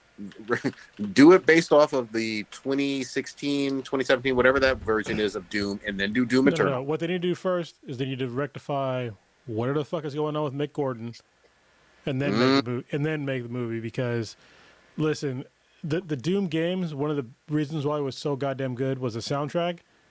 Yeah, I will fight over this, but like the fact that the way that they ramped it up when there was like an action and it was all like metal and shit like that, you need to have Mick Gordon do that soundtrack, because that shit was amazing. And that was the first time I actually recognized a game like doing that. Like as soon as you got into the game or into like an action scene, then it started ramping up, and like kind of based on like how well you did it, ramp up even more. I think that what was that game called? I don't know who did the actual soundtrack, but it was the Metal Hellsinger game. That's the only game that has done it sort of better, only because it's based upon really how well you do. So like basically you have to get combo meters to like get the rest of like the song. So like basically the song starts with like just like a basic beat, and then when you get a combo going, it adds in like the strings. Then you do more, it adds in like the bass. Then you get like a 16 combo, and then it adds in like the whole song. And you have to do it like to the beat of the song. So there's like literally a fucking metronome going on the screen. So apparently that's how Hi-Fi Rush is. Yes, I was gonna bring that up. I haven't downloaded the game. I just uninstalled High on Life, so I'm gonna do it this weekend. But apparently, look at you running out of space. Yeah, no, I'm trying to save space. I'm not running out of space. I'm trying to save space because I'm done with High on Life, and plus I feel kind of weird. I feel dirty playing the game now. I was about to say, they're talking about a controversial creator. Yeah, so I'm like, fuck. But I beat the game. I like the content, and I don't need to trophy hunt or achievement hunt that game. No, you said it right the first time. Fuck what you talking about. Anyway, I don't know anyone else saw this movie. It's also based off a video game. Also stars The Rock. I saw it in theaters. It was Rampage. Rampage is based off the arcade. I have not watched that, but I heard about it because I used to play the game back in the day. Yeah, it's on. I believe it's on Netflix right now. I think it's either Netflix or HBO Max, but it's on there. It's like a B- version of Godzilla, I guess. That's the best way I can. But it ain't got no Godzilla in that motherfucker. So it kind of does, but he's not really Godzilla. It's Lizzie, right? Yeah, Lizzie's in the game, so she does. It looks like a mutated alligator versus. It can't look like Godzilla, or else they get sued. In the game, it looks like Godzilla. So, but this one, I mean, it's not that bad. Listen, if Donkey Kong can look like King Kong, then. Oh, that's true. That's true. Yeah. Well, it's interesting because I remember I thought they made a movie for this game, but for Spy Hunter, I thought they made a movie and The Rock was in it. Yeah, they put it. Yeah, but I'm like trying to look it up, and all I can see that it was only a game, Yeah, it was just it was a game with him in it. Sorry. Mm-hmm. Yeah, but they made the movie too. Yeah, I don't know if the movie ever got finished though. The movie never came out. It says that the movie was slated for 2004. It was like Batgirl. Yeah, basically. They had a budget of like 90 million. God damn, that's a lot. That's a good amount of money. Yeah, it never came out. But the game, I think the game came out though. The game did come out in the game. It's on the PlayStation 2 and the Xbox 360. This is back in 2006. I was thinking to myself, like, I swear to God, I know this movie came out. Like, I remember watching it, but no, it's because I played the game. Yeah, this is hella funny because if you look at the the cover of the game is The Rock, but he's hella young. He looks super young. Because before he found his current stack of fine Mexican supplements. Oh, I'm sorry. Yeah, it was on the PS2 and the original Xbox. That's what it was on. It was on both of these. There's Steve Bloom's in this. Yeah, so yeah, there's that. I need to change that term. I need to change it to like fine questionable supplements. Oh, it's kind of racist saying Mexican supplements. So I'm gonna try and backtrack though from now on. Yeah, I mean, I guess Mexico's right fucking there. I'm not trying to get fucking murked. Yeah, man. But I'm also trying to, I guess, because they're mostly in Mexico, so that's why they call it that. No, you can get them anywhere. I mean, but are they manufactured in Mexico? I mean, you can buy. They're manufactured in America too. I mean, TRT, all that shit's manufactured here. So, on the Killer Sally documentary, she was living in Oceanside, and she would take her kids with her and go down to TJ to get them. But that was way back in the day. You can go anywhere now. You can get a doctor will prescribe them. I can go to the doctor right now and get prescribed fucking TRT. So.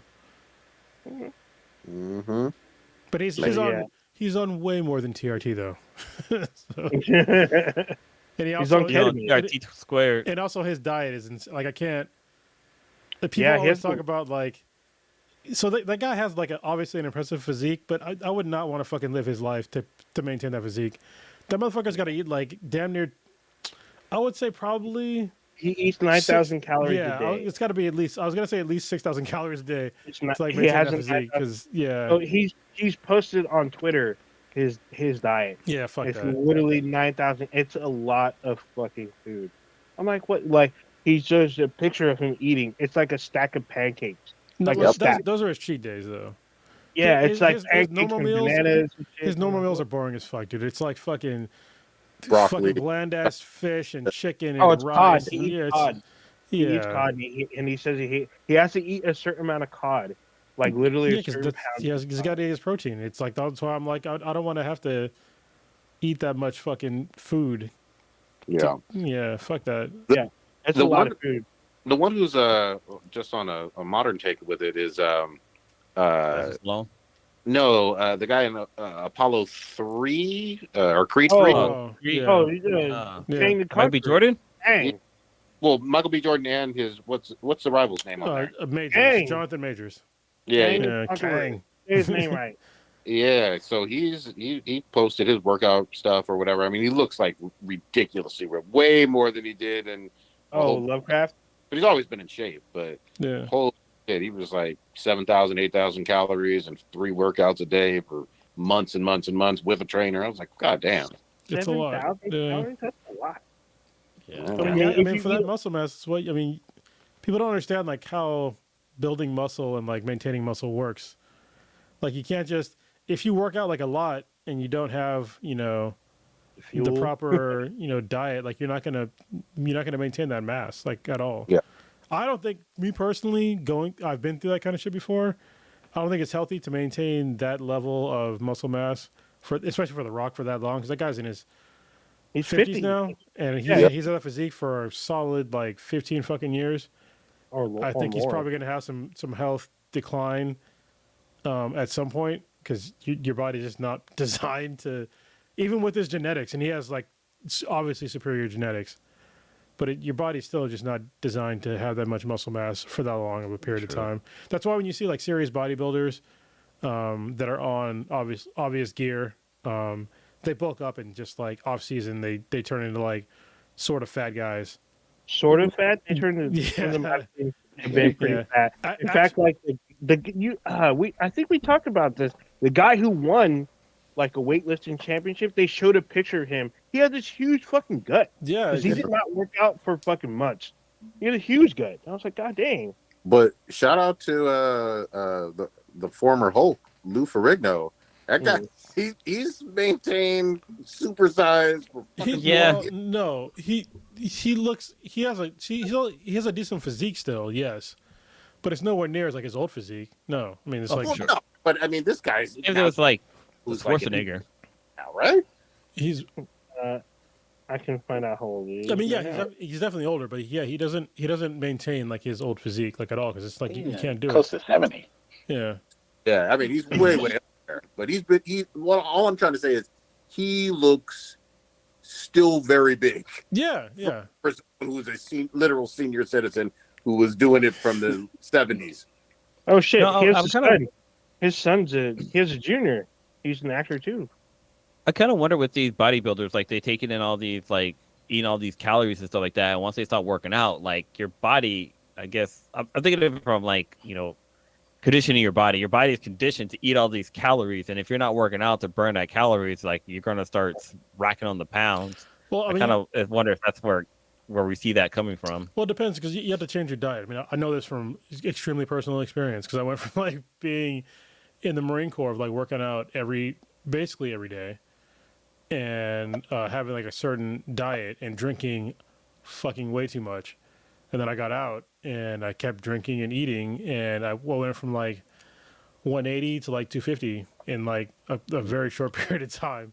And it was embarrassing. I was just like, well, why am I fat? Oh, I can't, keep this diet and like not work out like I did in the Marine Corps. And it's a choice. I mean, the choice for me personally now, like the way I eat, I only eat like maximum 2 meals a day, and that's it. Like I just lost like 15 pounds in like 27 days.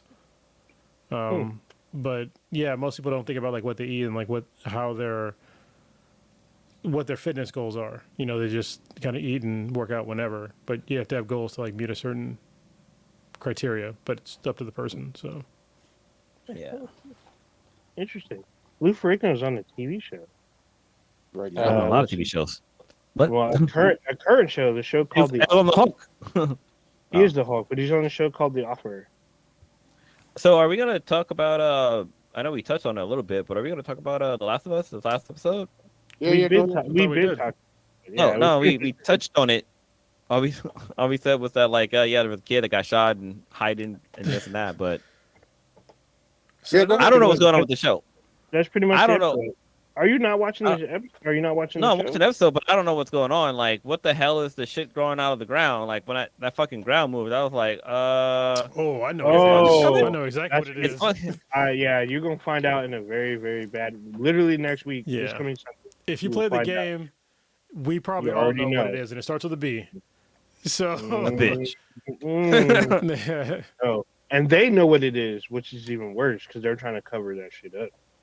Well, it's funny because The Last of Us already got picked up for season 2, and like there's a meme that shows like people who haven't played the game, they're all like something like, "Yay! Like this is great! Like this is great!" But then people who have played the game, they're like fucking crying and shit. So yeah, I'm assuming a lot of shit's gonna go down. Yeah, you're gonna have to lock yourself away. I'm surprised you've been able to stay away from some spoilers and stuff. Yeah. I'm actually God bless you. I wish the best for you.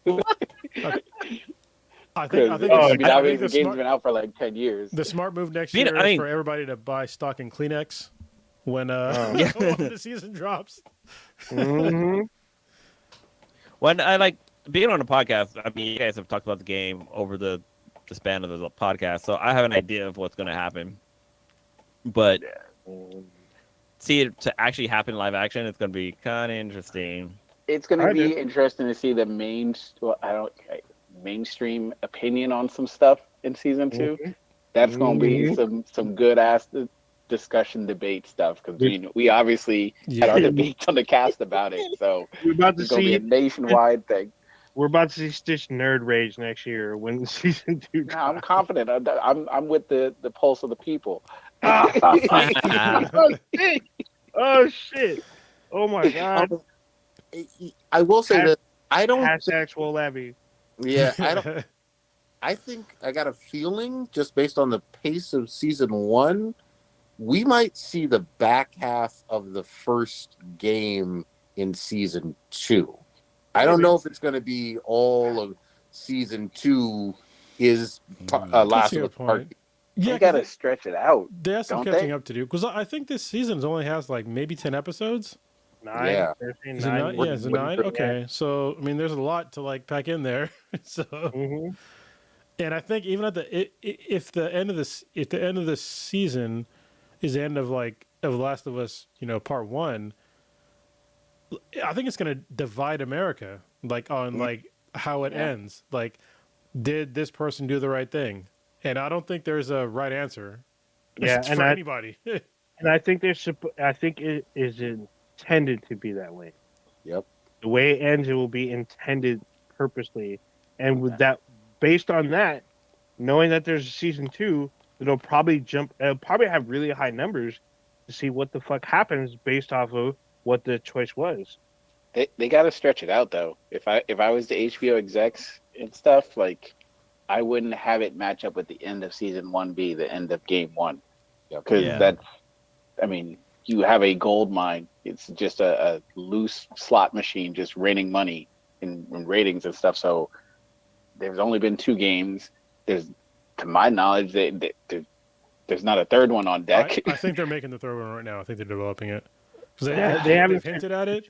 Obviously, they're making the multiplayer of 2, but I think ideally, to your point, if they stretched it out, which I didn't think about until you brought it up, if they stretched it out into another season for like the first game, it would give them enough time to make another game. And then, because just look at what happened when they dropped this fucking show. The sales of The Last of Us Part 1 jumped like 300%. And people were clowning Naughty Dog for releasing a remaster when they already re-released the game before on like the PS4. And like within like a year or two, they released a remastered edition again with changes. But it still sound like hotcakes. So yeah, I think to your point, if they did that again, they could just sell more games. It's printing money. But we've also talked about that. One of the great things about Last of Us is that they don't rush it. No, because it was supposed to come out whenever it was, and then they were like, we're going to push it back 3 months or whatever, and we're all, yeah, that's fine, cool. We understand that as gamers, the importance of making sure you put out a quality product rather than just meeting a deadline. Now, on the other hand, people in the TV world, sometimes they don't give a fuck about that or whatever. So I get a bunch of fucking fillers. Yeah, I hope that they don't try to interfere with the quality of production of a third one or maybe a fourth one or whatever to try to match up with what they got going in terms of their money from the show. But I guess we'll just see how it plays out. I mean, if they kind of did what they did with Frank and the other guy's name, the 2 bears, like Bill, yeah. If they like build, like they can take a side story and build upon it, kind of be more of a backstory. That's cool. Like they did a pretty good job of explaining that part. But if they're taking some shit like they did with like what anime was that? With like Bleach or like Bleach. Fucking let's stop the action for a soccer game.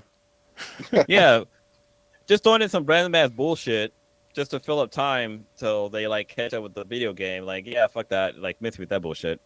But if they're taking creative things, I think that's awesome. There were 7 years, 2013 all the way to 20. I was looking up between part 1 and part fucking 2. And then the other thing I'll say is when they remastered the remake or whatever this past year. Part of the reason that people were pissed is because it was $70 fucking bucks. Yeah, for something we've already played. Yeah. Yeah, I know it's selling well because of the HBO series and everything, but that $70 price tag was had some sticker shock to it. Yeah, and it did. But I love it. Because I was just like, I'm not paying $70 for a game that has less than the PS3 and PS4 versions. But I mean, honestly, I think it's like kind of one of those let them eat cake things, because they still sold like 300% more. They knew what they were doing. They were like, we're gonna drop this shit. People are gonna want to play it on a current gen console, and we're gonna give them this cool content on the TV. So let's see how we do. And obviously, it's paying off right now. They won. They won. Yeah. The franchise is super popular. I'm all the way for it. Prodigy. Yeah, I want to actually fucking buy the remastered one for the PS5 now. Because, like, seriously, because I'm just like, I remember I was watching, and I was like, I'm pretty sure Bill was still alive in the game. Like, I don't remember Frank very much. And I'm just like, what's going on here? I can save you a few steps. Instead of buying a $70 physical copy of the game, there's this website. It's called YouTube. You can go on there and just type in the cutscenes in there, and it'll show you everything you want. Everything you want to answer your questions will be right there on that. I can play because I love the game, and I haven't played it in a long time. And honestly, I feel bad.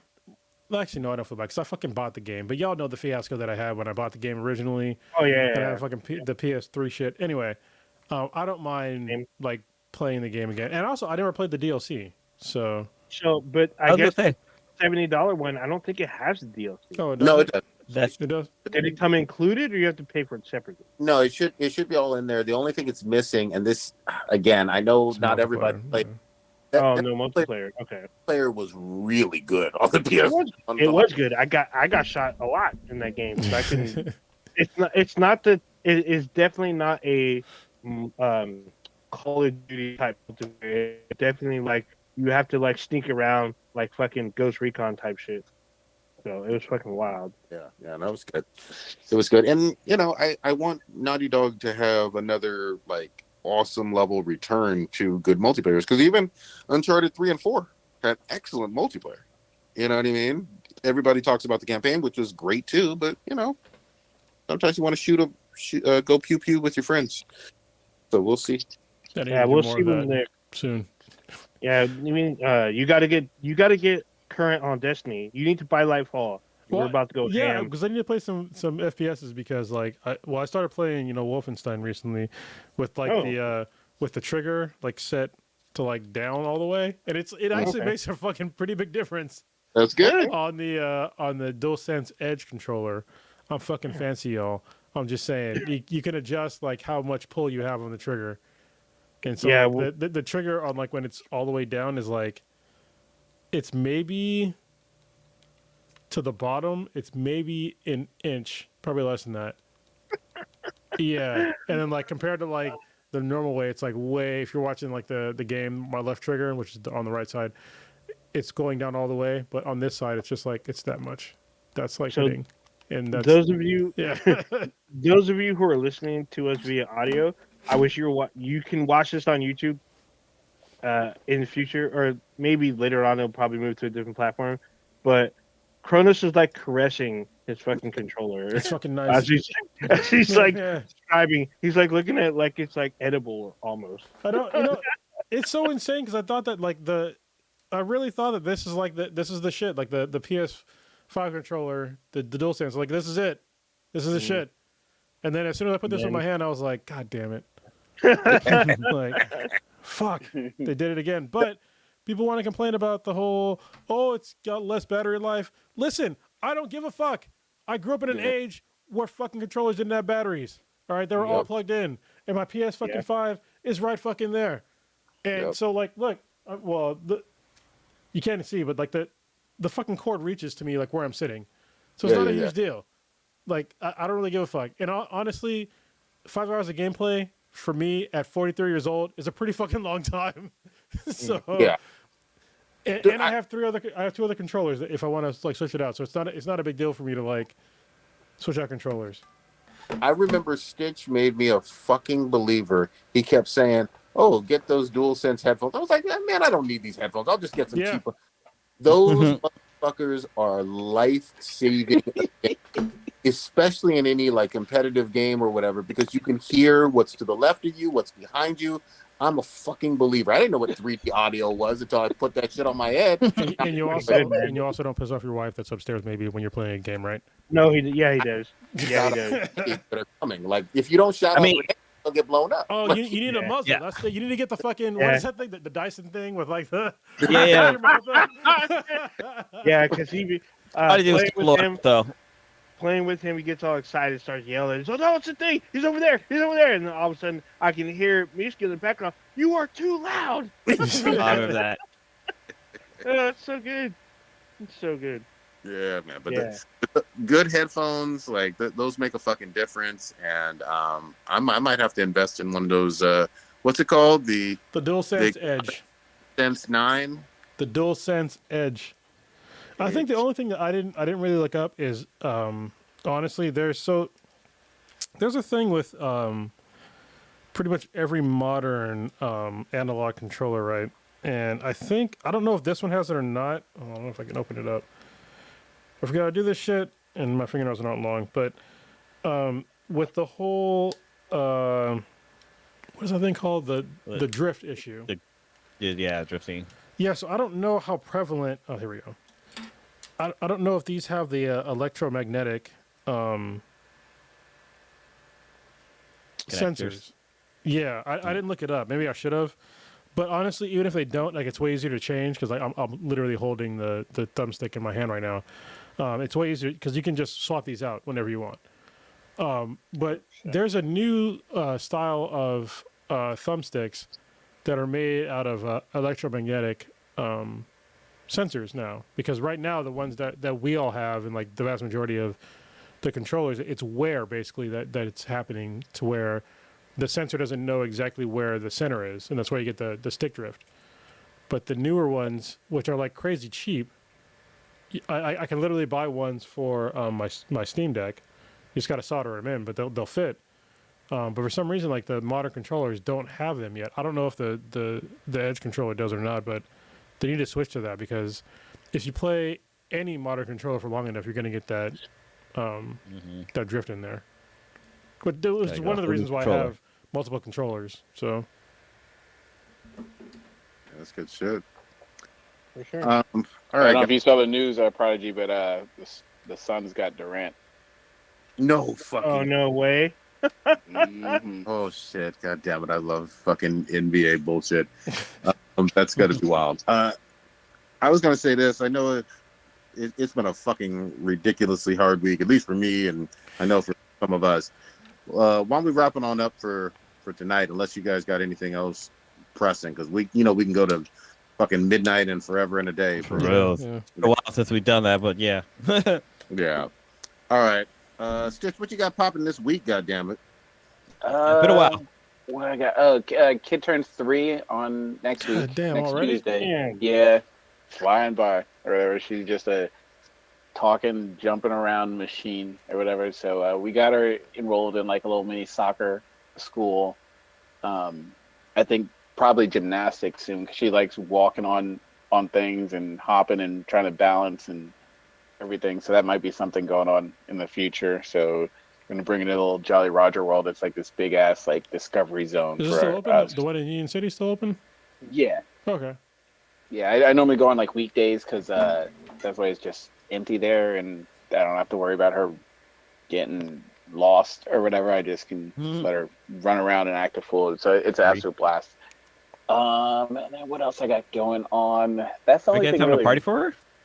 We're just gonna have like a little small thing. It's her birthday falls on like a really busy like training week for me, so we're gonna do something like 2 days after Valentine's Day, and then because I'll be working, so I won't be able to do the whole actual birthday thing or whatever. So we're gonna spread it out. At this point, she doesn't really know when her birthday is, so we just make it several events and let her have a blast or whatever. So it's all good. Cool. All good. All right, Blue, what you got? Oh man, last weekend, we the Sweetness and Sevi and I, we went down to LA for a family member's birthday, and it was a good trip. It was a lot of fun. Things were really well. First of all, how did you make it in a Tesla in less than a week? I was told that every time you stop, it takes 3 fucking hours to recharge your car. Yeah, that's all bullshit. There's at least in California, there's fucking superchargers everywhere, and like, I would say the longest we spent at a supercharger was like 20 minutes, but that was just out of preference, just because I had to go to the bathroom, I had to change the kid's diaper. I let him run around a little bit, so like it's kind of a cool. So it's kind of cool having a Tesla because in a gas powered car, like you get like a further range, but you're just driving straight down there. You're not really exploring things. And actually, like with the Tesla, you have to stop to charge. But I found there's this hotel. It's called Hotel Mission de Oro. Mission of Gold. And it's yeah. This place was fucking cool as hell. Like they have a bunch of new superchargers. I think they had like about, I want to say like 42 superchargers there that they just opened up. But like we got there and like I was like, I gotta go to the bathroom. So I like run inside, and as I'm running to like find the bathroom, I'm like, whoa, this place is fucking cool. It looks like an old school, like it looks like a church, like a like old school Mexican church. And there's like they have like wine tasting there. There's a restaurant. There's a bar. A little Seb, he was loving all the water fountain. Like there was hell of water fountain. He just wanted to run and play in all of them. But like it was super cool. It was like late at night, so like the moon was just setting right. And I was trying to get the sweetness and her sister to come out. I'm like, come check this out. But they were like, oh, I'm just staying in the car. I'm like, come out, just come look, please. Like this shit fucking epic. Like come check this out. But yeah, we saw some cool things on the way down there. One of the things I wanted to see was the Tesla lounge that's down in Kettleman City. Oh, I was kind of underwhelmed with it. Like I thought it was gonna be like some cool little hipster, like oh, only the finest of the finest can come here. That's an oxymoron. You can't be a cool hipster. I'm just saying. Well, yeah. But I was expecting like a cool like lounge. Like I've seen Starbucks that were kind of cooler than this lounge. Like even like the bathrooms weren't that great. Like the toilets, kind of like the caulking around the toilets were kind of fucking coming off, and like some of the seats were worn out. I'm like, how old is this location? Like that shit was like worn down. I thought it was gonna be something new. Like you have to have like a code to get in, so it was very limited to who could be in there. But yeah, only thing that was kind of cool was they had their own little barista there. Like you could order coffee and like they had vending machines where you get snacks. But that was about it for the Tesla trip. But it was cool. Like we stopped 3 times to charge the car, but all of the time, like we could have made it on 2 stops, but I did 3 just because I wanted to give little Sebby a break from being in a car seat for too long. But like the hotel we stayed at had charging stations there too, so I could charge my car for free. So I'd have to pay, like the whole trip down there and back probably cost me about like, I don't know, like $60 in like recharging fees. But then like the hotel I could charge there, so I didn't have to worry about that. So yeah, it kind of all worked out. But one little quick go ahead. One little quick story is that when we got to the birthday party, it was at a park, and little Sebby, he like the playground they had was for like older kids, but he didn't give a damn. This kid was like, I'm walking up the stairs, I'm going on the slide. I don't care how fucking steep this slide is. Like I took a picture of him like going down the slide for the first time, and you can tell he was like, oh shit, I fucked up. But then like he learned from it.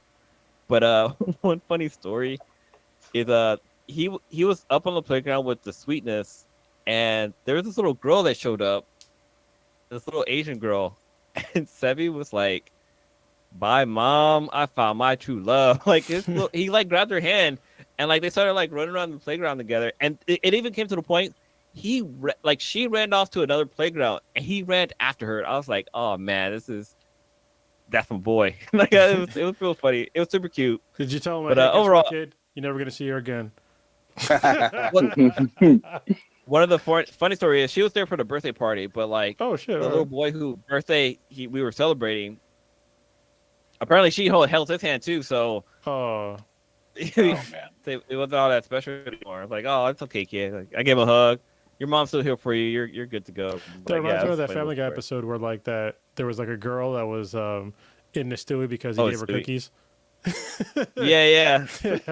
Yeah. It was basically like that. But overall, it was a good trip. But this weekend, another friend's kid's having a birthday, so we're going up to, I think, in Vallejo to go to that birthday party. So that's about it for me. Good shit. Old Ninja, what you got? I for me, I'm gonna try out this Hogwarts Legacy game. It actually, so I know a lot of people are playing it because I guess if you pre-order, you get it three days early. So the official drop date is Friday. So I'm gonna pick it up on Friday. Oh, the official drop date for anything but a PS5 is on when? What? The fuck? Is that what you meant to say? No, I said for those who pre-order because it's regardless of what system you have. Anyway. Okay. I'm pretty sure that's not accurate, but all right. So there's that. I'm gonna try to do Hi-Fi Rush this week, so I'm gonna try to switch that out. So everyone can see what it's about. Maybe hopefully give a review next week. If Stitch is back next week, we'll probably do like a joint Hogwarts review, or if the three of us get, I don't know if all three of us are going to get it. If you're still on the fence there, tell us about the game. I know Prodigy wants to do more raid stuff for Modern Warfare, so we might get that on Twitch as well. Just stay tuned. We'll let everyone know when it's about to go live. Yeah, it's kind of it for me. Okay. Yeah, nothing too major this week. Yeah. Chronos, what you... My life continues to be pretty shitty. We'll leave it at that. Damn. Understood. Okay. I will say this: some beers are in our future in a couple days. We're gonna hang out, and I'm gonna get to hang out with you and my brother, even though we kind of had a falling out a little while ago. But we're all gonna hang out on Friday. I actually am looking forward to that. Get some beers. Okay. Beers will not solve everything, but we will. They'll make us happy. Bro, what are you talking about? Alcohol is the cause of and solution to all life's problems. There you go. I'm looking forward to that on Friday. I may pick up Dead Space in between all my Modern Warfaring. That looks fucking good, honestly. It's scary as fuck. I like old school Dead Space, you know what I mean? And that's another potential nominee for Game of the Year. And the reviews are fucking solid. So and someone may twist my arm and I may fucking get that for myself. And it's supposed to be pretty short. So that might hold me off in horror games until Resident Evil 4 remake. So I heard it was short like the dicks in Cyberpunk 2077. Yeah. Damn. God damn. I just want to be able to take some of those aliens on that spaceship and make sure that the gaping all the way past the shoulder blade happens with my gun. Yeah. You know, all the way through. Deep inside. You got to make it go through to the throat region. Yes. Oh, damn. Real quick shout out. I know we didn't talk about much on anime, but I think very, very soon, maybe even next month. So get fucking ready. Attack on Titan Final is about to drop. Also, Attack on part 3 of 4 or some shit like that. But it's the final part 3 of 4. Sure. It's like Final Fantasy at this point. Also, Vinland Saga came back. Oh yeah, if y'all watch anime, it's on Amazon. I think it's on Crunchyroll now too, but I watched it on Amazon. But all right. Interspecies reviewers, go ahead, or old ninja. Somebody. All right. So you have now witnessed us at our full power, full strength, black on black times infinity, all up in your butthole to the shoulder. The fuck? Check us out anywhere and everywhere with Black and Black times infinity. B then BTI, BTHA and BTI. Anywhere and everywhere you listen to your podcast. Every Wednesday, 8:30 Pacific time ish, we go live on YouTube. You can watch us, jump in the chat, and be a part of the discussion. You can check out our official website, binheadproductions.com/B-then-BTI. On Amazon, we have an app that lets you know we go live. And then we have a Discord to keep the dankness going all day, every day. You can email us at bthenbti@gmail.com. Let us know you want to join. And yeah, pretty much it. Violent consensual fisting. Let's go. That sounds like an anime. Or, I'm sorry, a hentai you've been watching. I'd watch it. All right, y'all. Maybe on a Tuesday.